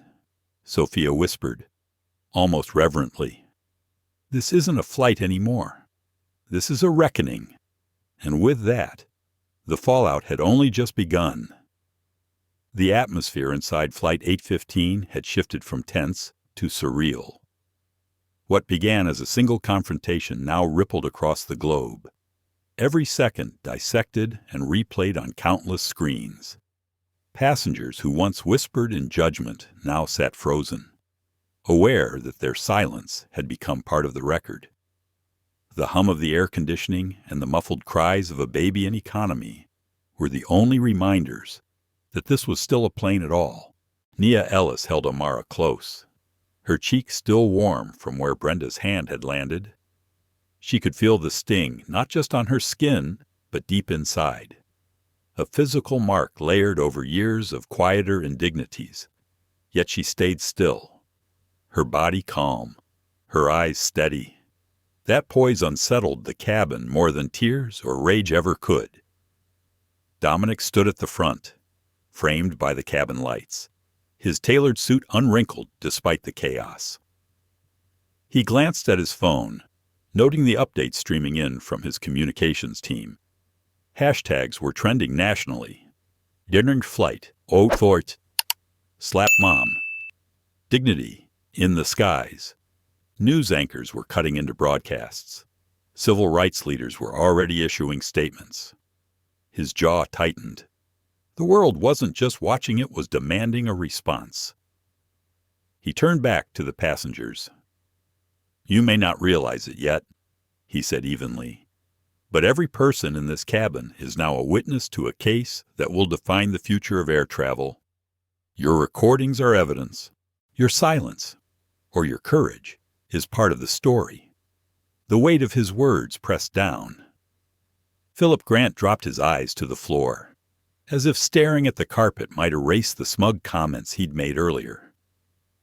Eleanor Price fidgeted with her pearls, her knuckles pale. Amanda Blake, the young professional, folded her hands tightly, replaying her choice to stay quiet. Sophia Lopez whispered to her phone, "500,000 viewers now. This isn't a flight. It's a turning point." Her audience poured in questions. What's going to happen to the crew? Is this airline finished? Why is the mom so calm? Nia closed her eyes briefly, her mind a storm of doubts. What if the plan had gone too far? She and Dominic had wanted to reveal bias in its rawest form, but she hadn't expected a slap. She hadn't expected to feel the shame of hundreds of eyes watching, waiting, judging. Was it fair to carry their daughter into this? Amara stirred against her chest, her tiny hand curling around Nia's finger. That simple touch steadied her. This isn't just about me. This is about her future. Thomas Keller, the airport director, leaned closer to Dominic. "Sir, we need to deplane and move this to a secure area. The press is outside. We can't contain it." Dominic shook his head. "Containment is the problem. Accountability must be seen." The FAA representatives exchanged a look. One of them scribbled a note, "CEO insists public resolution precedent setting." Brenda Harris, slumped in her seat near the galley, lifted her tear-streaked face. "I've given 15 years to this airline," she whispered, her voice cracked. "I've dealt with screaming passengers, entitled drunks, people who spat in my face." I snapped. "Okay, I'm human." Nia opened her eyes, meeting Brenda's desperate stare. "Humans make mistakes," she said quietly. "But not every mistake comes from the same place. You didn't just snap. You assumed. You judged. You chose violence against a mother holding a child." The words hung heavy. Even passengers who wanted to defend Brenda found no footing. There was no protocol that justified the slap. Sophia's live stream viewer count ticked past 650,000. She whispered, "She's not even raising her voice. She's teaching. This is a lesson the world is hearing in real time." The intercom crackled to life. First Officer Ramirez, his voice nervous but steady, announced, "Ladies and gentlemen, Flight 18 will not be departing at this time. Please remain seated until further notice." His words marked the official end of the illusion of a normal flight. Martin Rowe's laptop pinged as notifications poured in. His aviation blog had crashed under the surge of readers. He typed furiously, "Airline CEO confronts systemic discrimination live. FAA and media on site. Historic turning point in aviation accountability." He paused, looking at Nia, her composure. Her refusal to lash out, it reminded him of something greater than policy. It was dignity, weaponized against prejudice. "Meanwhile," Eleanor Price muttered softly, almost to herself, "I thought I was defending order, but I see now I was defending cruelty." Her words surprised even her. She looked down at her pearls, suddenly ashamed of the symbols she had always worn proudly. Amanda Blake spoke louder this time, her voice trembling. I stayed quiet. I knew it was wrong. I was afraid of conflict. But Mrs. Ellis, you're right. Silence is how these things keep happening. Nia gave her a small nod. It takes courage to admit silence. Use that courage next time to speak. The cabin fell into a contemplative hush. Phones still recorded, but the energy had shifted. What began as scandal was now becoming reflection. Outside the plane, the terminal buzzed with flashing cameras and reporters shouting questions. Inside, passengers sat in the paradox of quiet chaos. Dominic's phone buzzed, a message from his general counsel FAA already drafting review orders. Congress members tweeting support. Industry-wide hearings likely. He closed the phone and looked back at Nia. For all his power, for all his wealth, he knew her composure carried more authority in this moment than anything he could order. Ladies and gentlemen, Dominic said, you are part of a moment that will echo beyond this cabin. For too long, dignity in air travel has been a privilege granted selectively. Today, it becomes a right, Sophia whispered to her audience. He's not just talking to the cabin. He's talking to the world. Her comments section exploded. This is history. I'm crying. Every mom deserves this respect. Nia kissed Amara's forehead and whispered softly, We're making something better for you. She felt the knot of humiliation in her chest loosen slightly, replaced with a strange calm. The kind of calm that comes from knowing the worst has happened, and yet she still stood tall.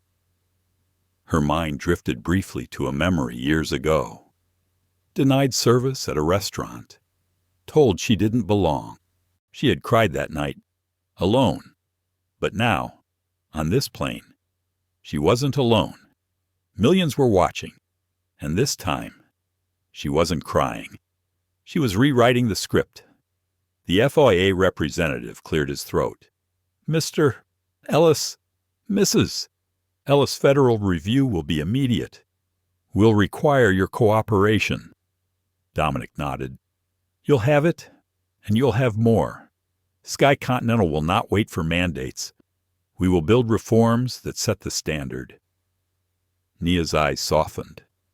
She knew what that meant: long nights, press storms, endless meetings. But it also meant change, and change was worth it.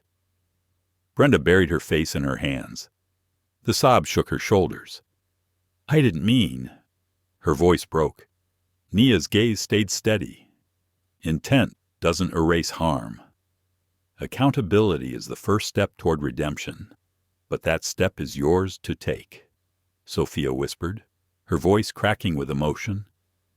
This isn't just punishment. This is transformation.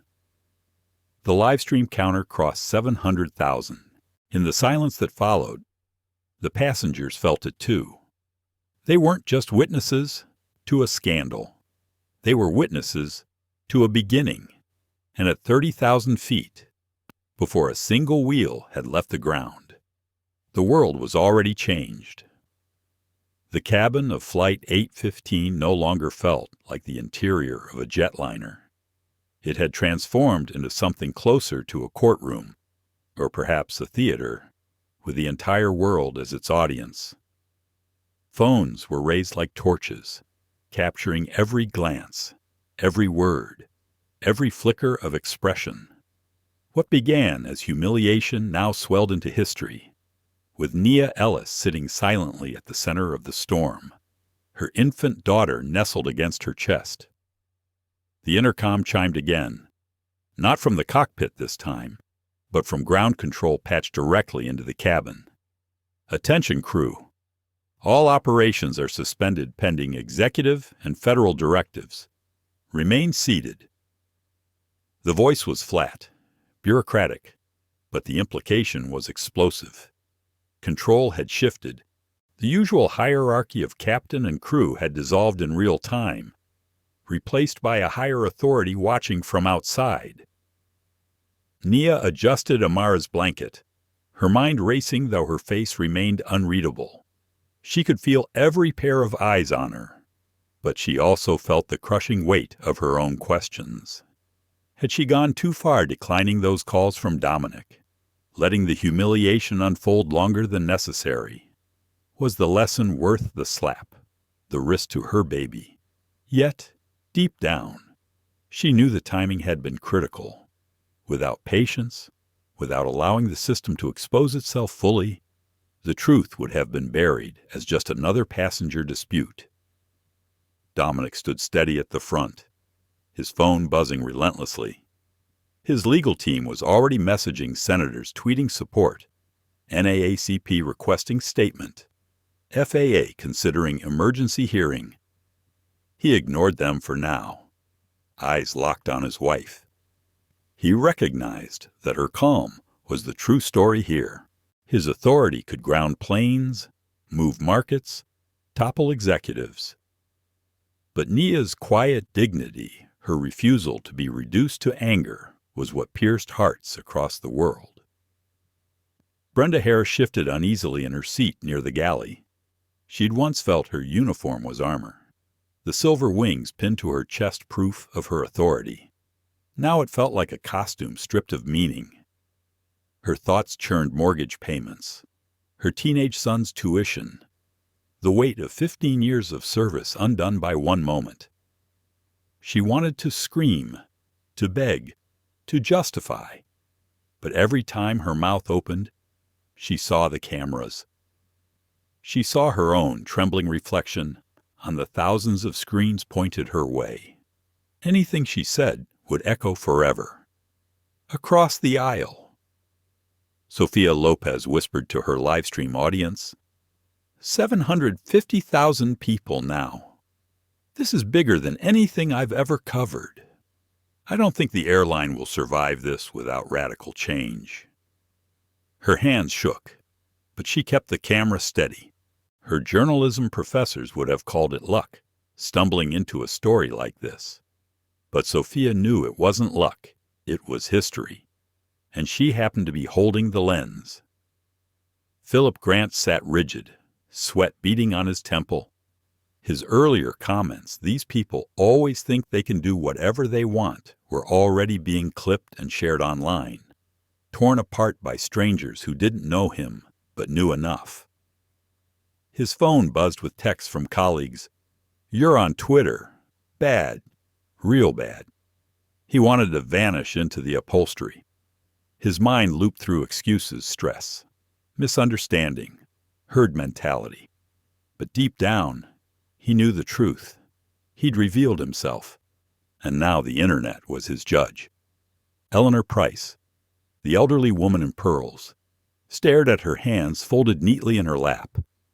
She'd believed herself principled, a guardian of standards. But in siding with Brenda, she'd mistaken cruelty for order. Her pearls suddenly felt heavy, like a chain rather than an ornament. She thought of her grandchildren, of the world they'd inherit. Would they look at her with shame when they saw the footage? Amanda Blake's chest rose and fell with shallow breaths. She had said nothing when she should have spoken. That silence gnawed at her now more than any insult. She leaned forward, her voice barely more than a whisper, but enough for nearby passengers to hear. "I won't be quiet next time." The words were simple, but they landed with unexpected weight. Martin Rowe typed furiously, his aviation blog once again online after emergency upgrades. This is no longer a passenger dispute. This is systemic exposure. For years, crew discretion has been treated as untouchable authority. Flight 815 proves what happens when that authority collides with prejudice, and when accountability collides with silence. He stopped typing, glancing at Nia. She isn't just enduring. She's rewriting the playbook. The FAA representatives conferred quietly, their pens scratching notes, their eyes sharp. One finally stepped forward. "For the record," he said loudly enough for the cabin to hear, "physical assault on a passenger constitutes a federal violation under aviation law. This matter has escalated to a criminal and regulatory level." His words cut like steel, confirming what everyone suspected but hadn't dared say aloud. Nia inhaled slowly. She looked down at Amara, who had drifted into a half-sleep, her tiny hand resting against her mother's sweater. The baby's peace contrasted so starkly with the chaos that it nearly broke Nia's composure. She blinked, steadying herself. This wasn't about tears. It was about clarity. This moment will not just scar me. It will change the air my daughter grows up breathing. Brenda's voice cracked through the silence, raw and desperate. "Please, I didn't mean to hurt her. I thought she didn't belong here. I thought she was lying." "I was wrong. But you can't destroy my whole life for one mistake." Nia turned her head, meeting her gaze. "You thought I didn't belong because of what you saw, not what you knew. That isn't one mistake. Brenda, that's the system you've been living in and protecting. And today, the world saw it too. The words weren't shouted, weren't cruel. They were measured, like a diagnosis from a doctor who knows the truth will sting but must be said." Brenda sobbed harder, the sound swallowed by the hush of the cabin. Outside, cameras flashed through the windows. Reporters pressed against the glass of the jet bridge. News anchors were already calling it the flight that changed the skies. Dominic's phone buzzed again. This time, he answered, putting it on speaker so all could hear. A voice filled the cabin, calm, official, unmistakable. "This is Senator Howard. I've just seen the footage. Mr. Ellis, Mrs. Ellis. I want you to know Congress will be opening hearings into airline discrimination. What happened here today is unacceptable." The passengers gasped. It was no longer just an airline scandal. It was a national issue. The live stream comments exploded Congress FOR. "This is history." Nia closed her eyes briefly, letting the senator's words sink in. She thought of the night Dominic first pitched the idea of undercover travel to test their own airline. She'd been skeptical then, worried it would be too risky, too personal. Now, sitting with her daughter asleep in her arms, she realized he'd been right. Real change required real exposure. Her inner voice whispered doubts still, but at what cost? How many more slaps? How many more humiliations will it take before the world learns? And how many mothers less privileged than me will never get justice? The questions ached inside her, but she steadied her breathing. Outward calm was her shield. Sophia whispered to her live stream, her voice trembling. 900,000 viewers. Almost 1 million. I can't believe I'm here. This isn't just news. This is something people will teach about in classrooms.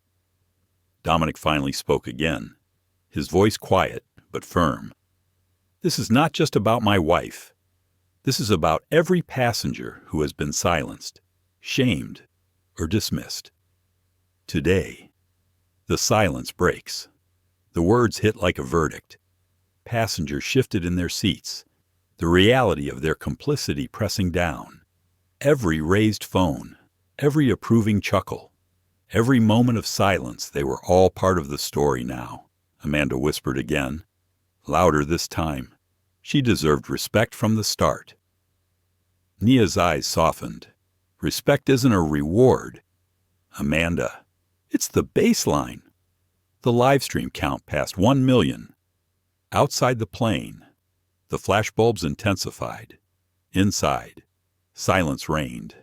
The floodgates had opened, and nothing would ever return to normal. The silence in the cabin of Flight 815 was unlike anything Nia Ellis had ever felt. It was not the ordinary hush of passengers waiting for takeoff. It was charged, electric. Every breath caught between fear and awe. Outside, the storm of cameras and flashing lights intensified, the windows glowing with bursts of white. Inside, 1 million viewers around the world were glued to Sofia Lopez's trembling live stream. Nia adjusted Amara in her arms, feeling the baby's steady warmth against her chest. Amara's breathing was calm, innocent, the opposite of the chaos swirling around her. That calm grounded Nia, but also deepened the weight of what was happening. Her inner thoughts churned. What will Amara remember of this day? Will she grow up proud that her mother stood strong? Or will she see only the humiliation and fear? She steadied her expression, knowing that every camera was still locked on her. Dominic Ellis remained at the front of the cabin, his presence filling the space. His phone was still in his hand, but his voice now carried more weight than any device. "Ladies and gentlemen," he said, turning to address the cabin, "this flight is not leaving the ground. Not until we deal with what has happened here.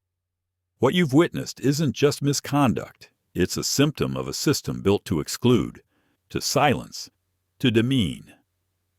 Brenda Harris sobbed quietly near the galley, her uniform wrinkled, her silver wings dull under the harsh cabin lights.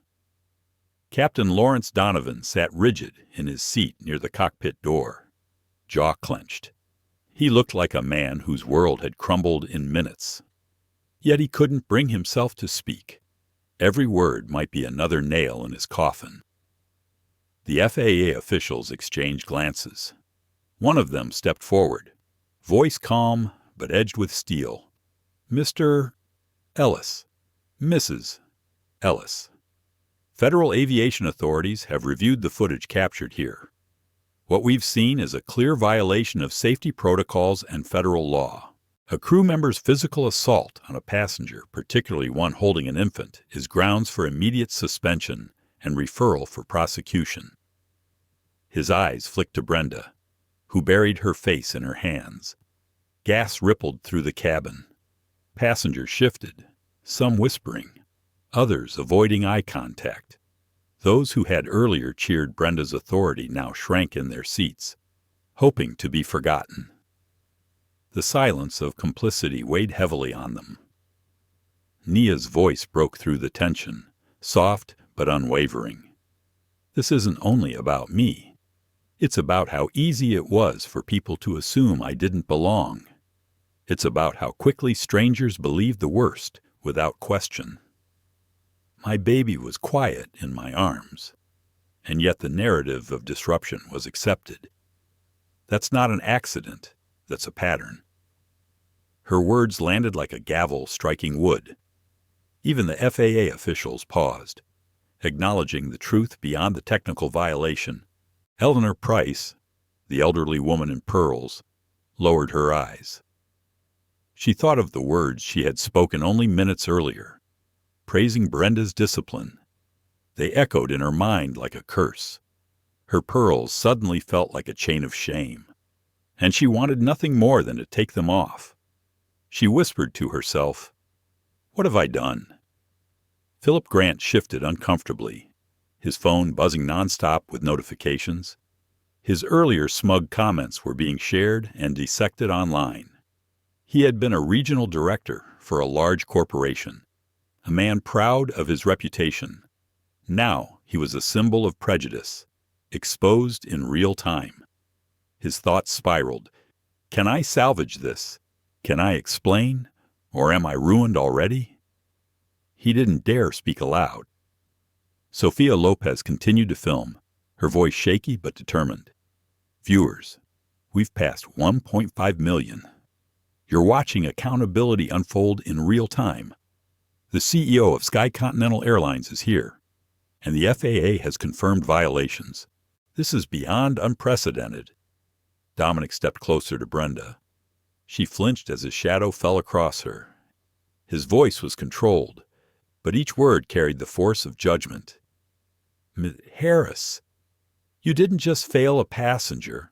You failed the core principle of what it means to serve in the skies. Safety, dignity, respect. None of those were present in your actions. And Captain Donovan, he said, turning sharply, your authority as captain does not shield you from accountability. You empowered and escalated instead of questioning. You let bias dictate your judgment. Donovan finally spoke, his voice hoarse. I trusted my crew. I believed her report. I thought I was maintaining order. Dominic's reply was cutting. Order built on prejudice is not order.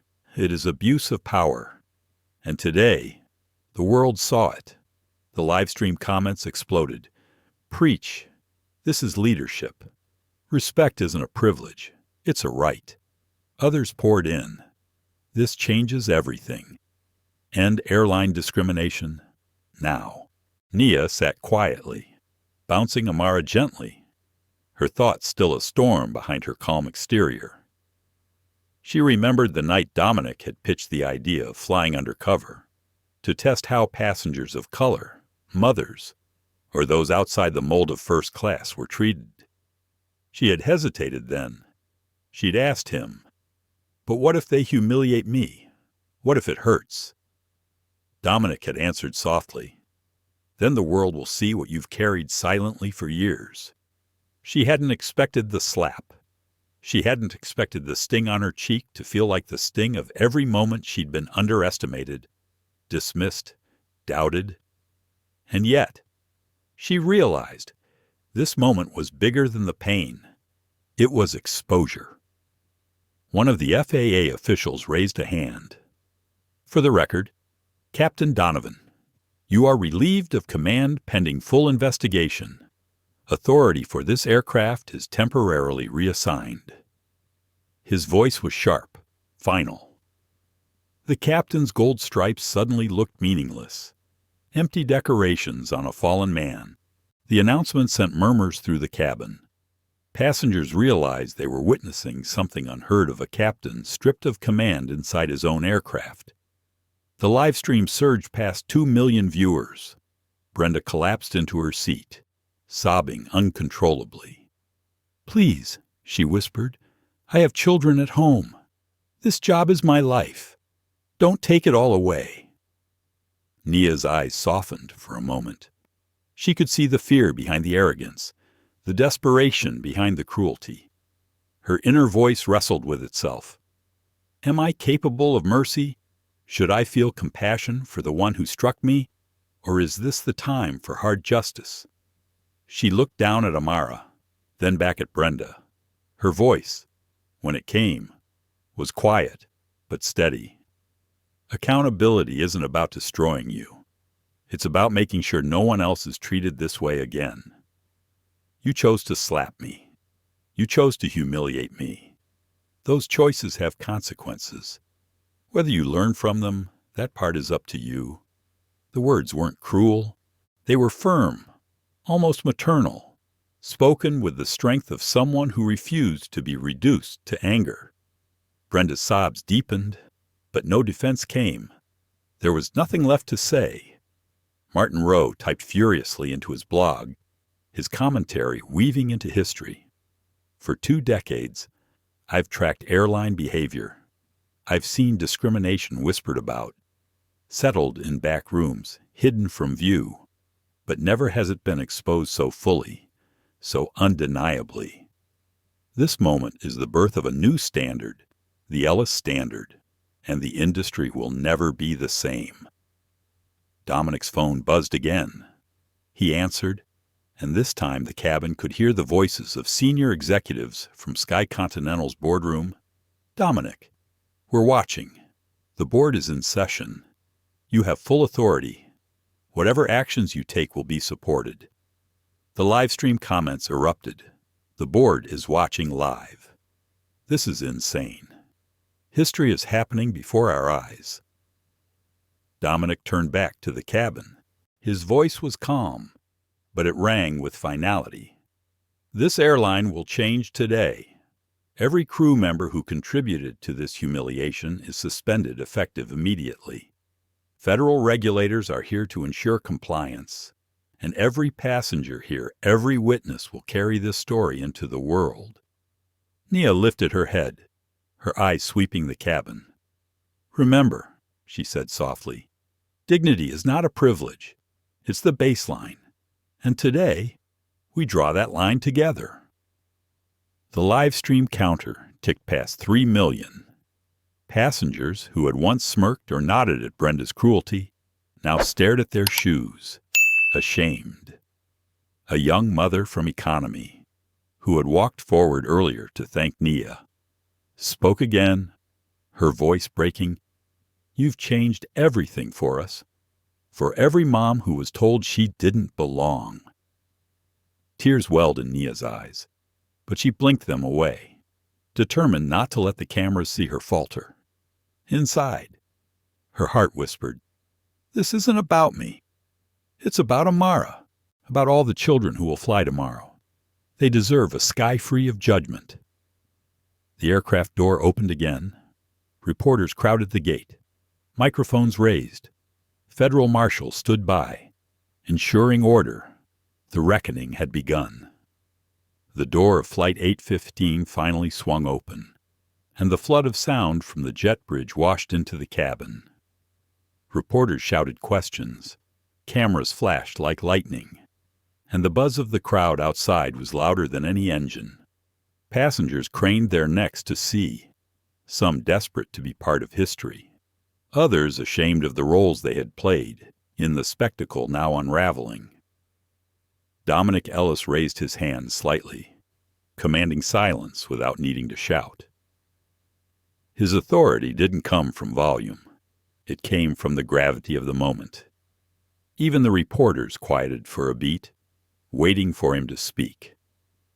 But he didn't address them yet.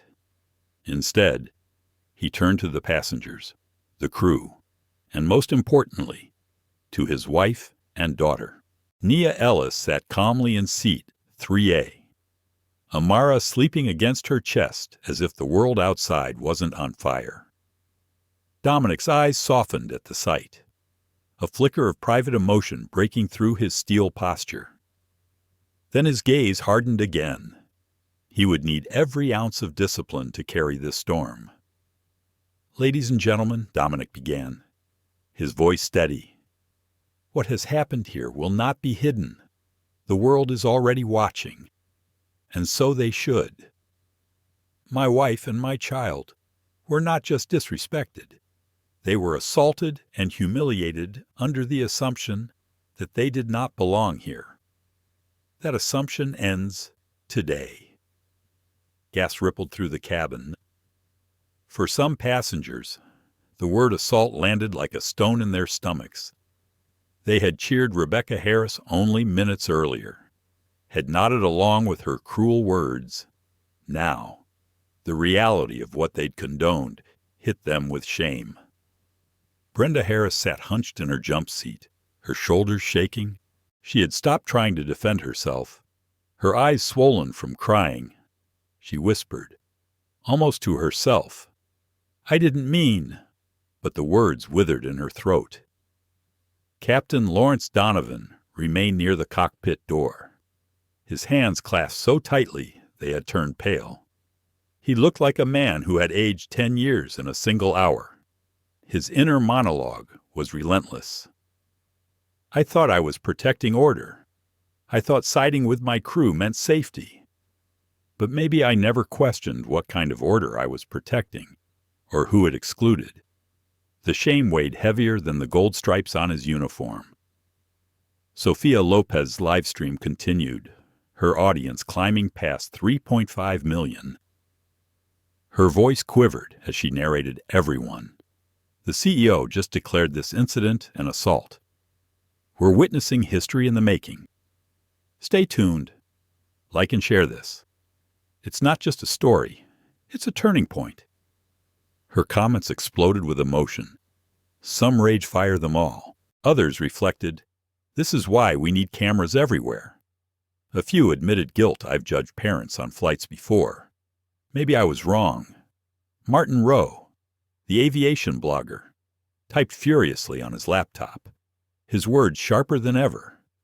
In 30 years of covering this industry, I have never seen a captain relieved mid-flight, never seen a CEO walk into a cabin to confront prejudice head-on. The Ellis Standard, as it will soon be called, has been born today not from policy meetings or corporate slogans, but from humiliation exposed to the world. The FAA officials stepped closer, one speaking into a secure radio. Command, this is Field Agent Morales. We are escalating this incident to federal review immediately. Secure all footage, passenger statements, and internal communications. His partner added, Captain Donovan and Mitwikim Harris are not to leave airport grounds until further notice. Guess again. Rebecca buried her face in her hands. Donovan closed his eyes. Nia finally spoke, her voice low but piercing through the cabin. Do you all understand now? She asked the passengers. It wasn't just one slap. It was every assumption layered on top of it, that I was a bad mother, that I didn't belong in first class, that my baby's presence was disruption instead of innocence. And the worst part, many of you believed it, without question. Her words didn't come as anger, but as truth. Some passengers looked away.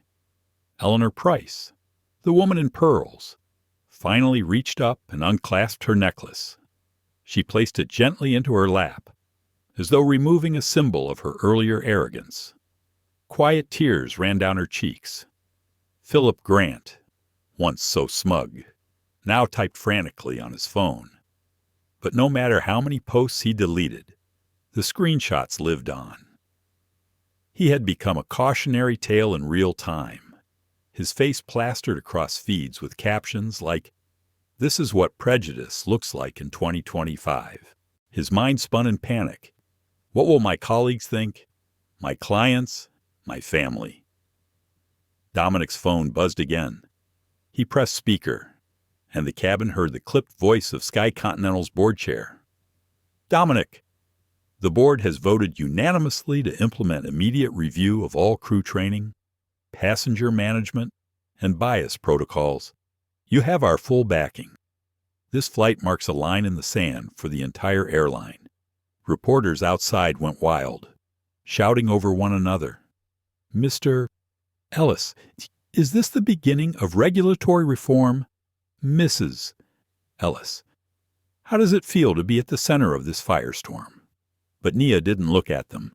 She was focused inward, wrestling with her emotions. Her inner voice whispered, I should feel triumphant, but all I feel is tired. Why must my pain always be the proof? Why must my daughter's safety be the cost of accountability? She kissed Amara's forehead, whispering so softly only the baby could hear. It won't be for nothing. The FAA officials motioned for Brenda and Donovan to stand. Both rose slowly, their postures broken. Brenda whispered through tears, Please, Mrs. Ellis, I'm begging you. I was wrong, but don't destroy me. Don't destroy my family. Nia studied her for a long moment. She felt the urge to turn away, to dismiss the plea, but instead, she answered with measured clarity. This isn't about destroying you. It's about ensuring no one else endures what you put me through. Your choices have consequences, Ms. Harris. And today, the world saw them. Dominic turned toward the crowd outside. His voice boomed across the microphones. Sky Continental Airlines will establish a permanent foundation to ensure dignity in the skies. We will name it after the moment my wife endured with strength, so that no passenger ever again has to prove their worthiness to belong. Training will change. Protocols will change. And if this airline must be torn apart to be rebuilt, then so be it. The cabin erupted in murmurs, some stunned, some approving. Sophia whispered to her live stream, "He just announced an entire foundation. The Ellis Foundation. This is beyond anything I imagined." Her viewership jumped to 5 million. Nia looked around the cabin.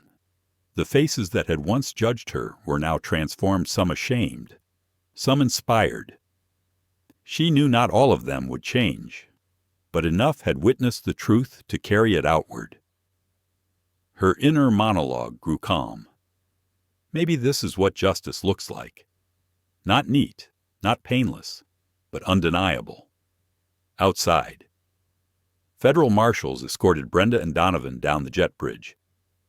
Cameras flashed as they passed, their downfall captured for history. Passengers inside the plane sat in stunned silence.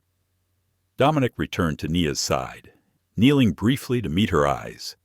His voice softened, audible only to her. "We're almost through the storm, love." Nia nodded, tightening her hold on Amara.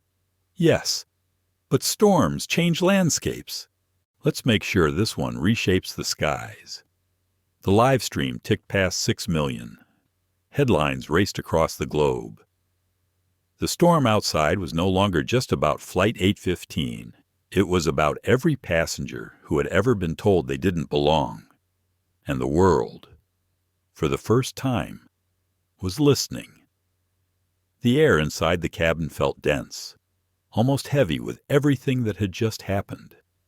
Passengers who had earlier leaned forward with judgment now sat back, pale and silent. Phones were still raised, but the tone had shifted. What had started as a scandal was evolving into a reckoning, and everyone could feel it. Dominic Ellis stood tall at the front of the cabin, his shoulders squared, his voice carrying not just authority, but something deeper, resolve. "This moment," he said, "will not vanish when we leave this aircraft.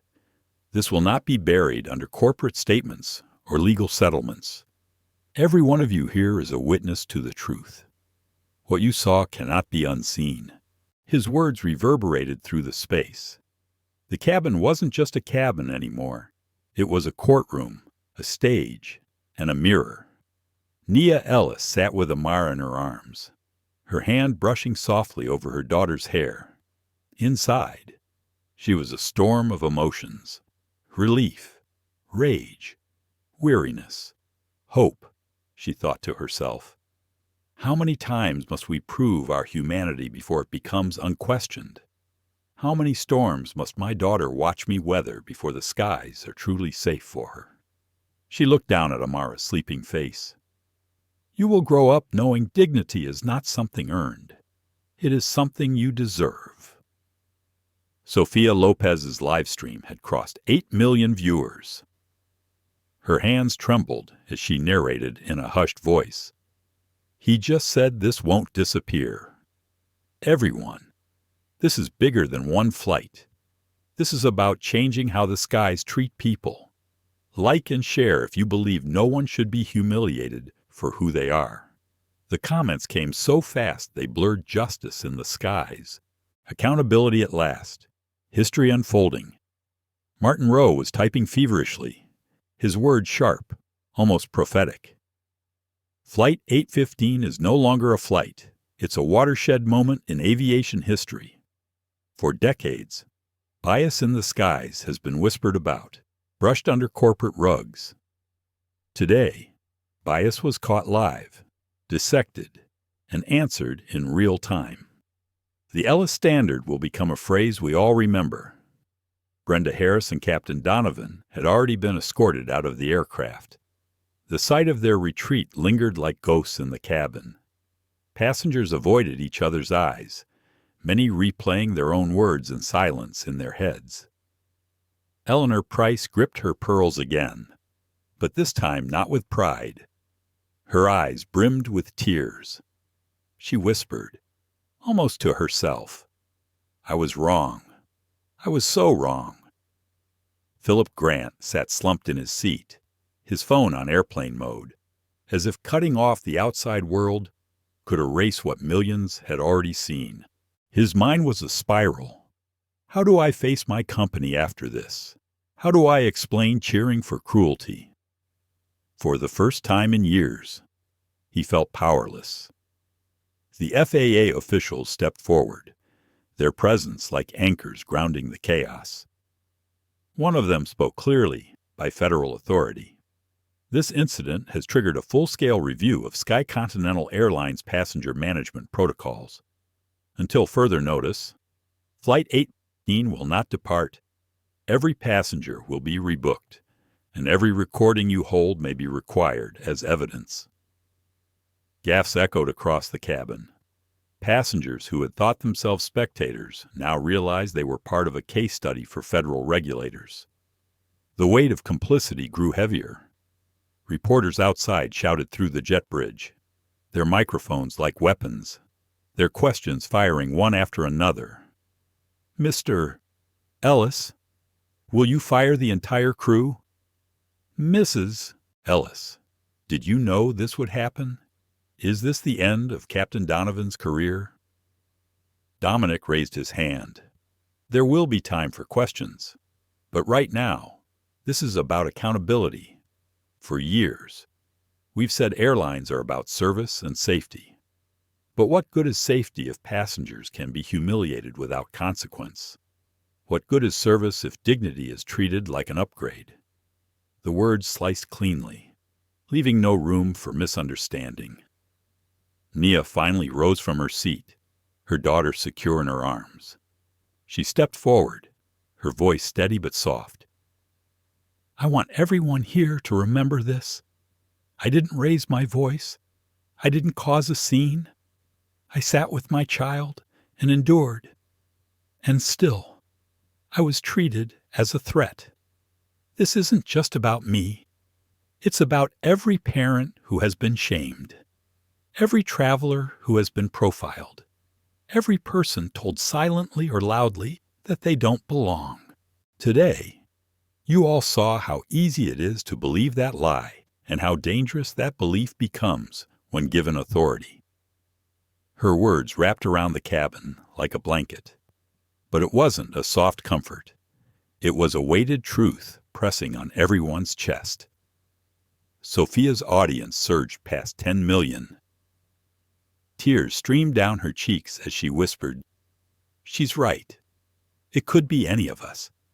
Anyone judged before they even speak. This is why journalism matters. This is why we can't look away." Martin's blog update appeared within seconds. Nia Ellis has spoken. Calm, clear, devastating. She has named the heart of the issue. Dignity denied through assumption. No louder words have ever been spoken in softer tones. Passengers shifted uneasily in their seats. Some clutched their phones tighter. Others bowed their heads.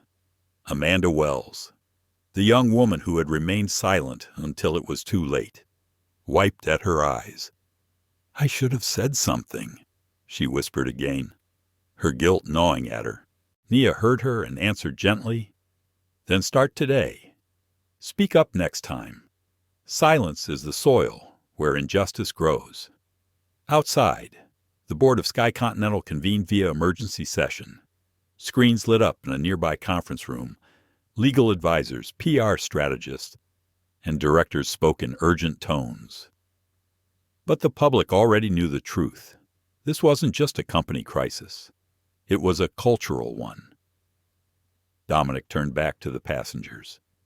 "You will all leave this aircraft today with a story. Some of you will tell it with pride, others with shame, but all of you will tell it. And that's how change begins, not with one person, not even with one family, but with many voices admitting the truth." The FAA official stepped closer. "Mr. Ellis, Mrs. Ellis, we'll need to escort you for formal statements." Nia adjusted Amara, kissing her forehead gently. "Of course," she said.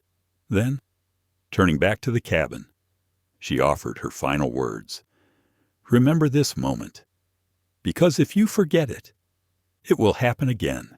Silence followed, broken only by the sound of the jet bridge opening fully.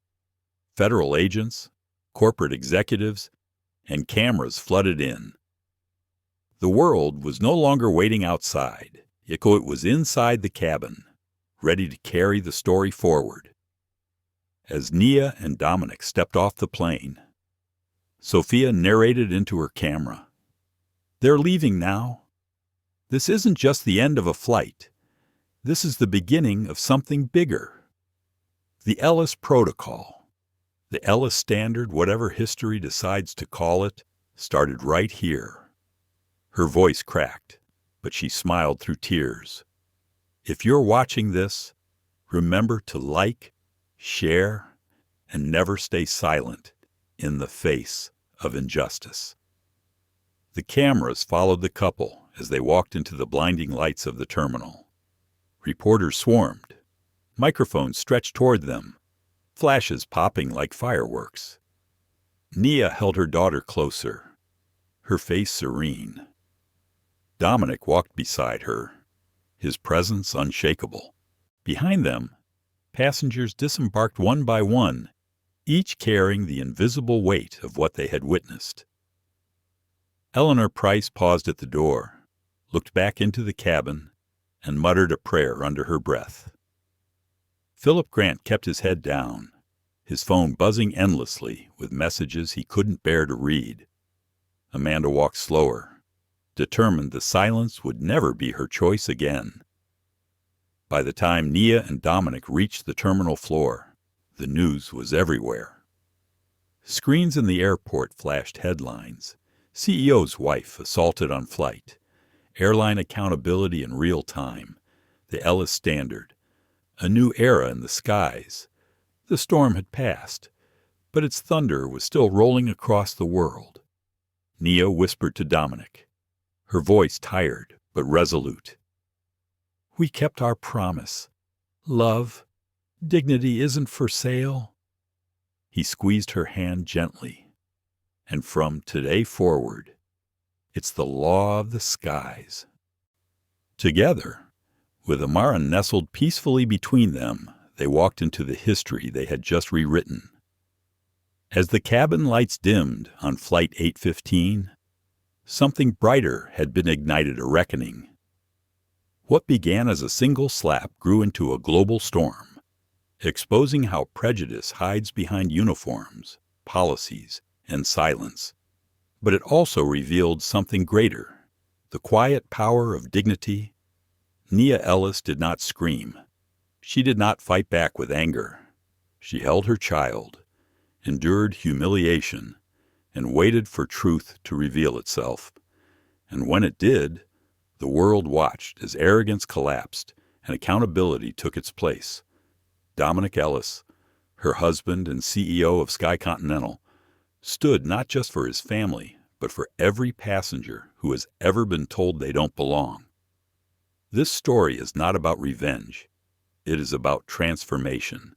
It is about changing the culture of the sky so no parent fears being judged for holding their baby.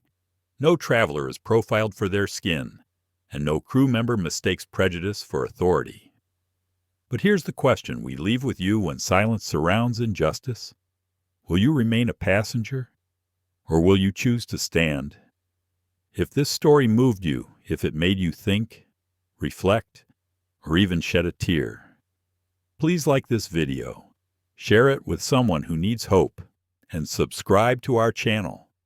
Together, we will keep telling stories that challenge injustice, honor dignity, and remind the world that respect is not optional. It's the baseline.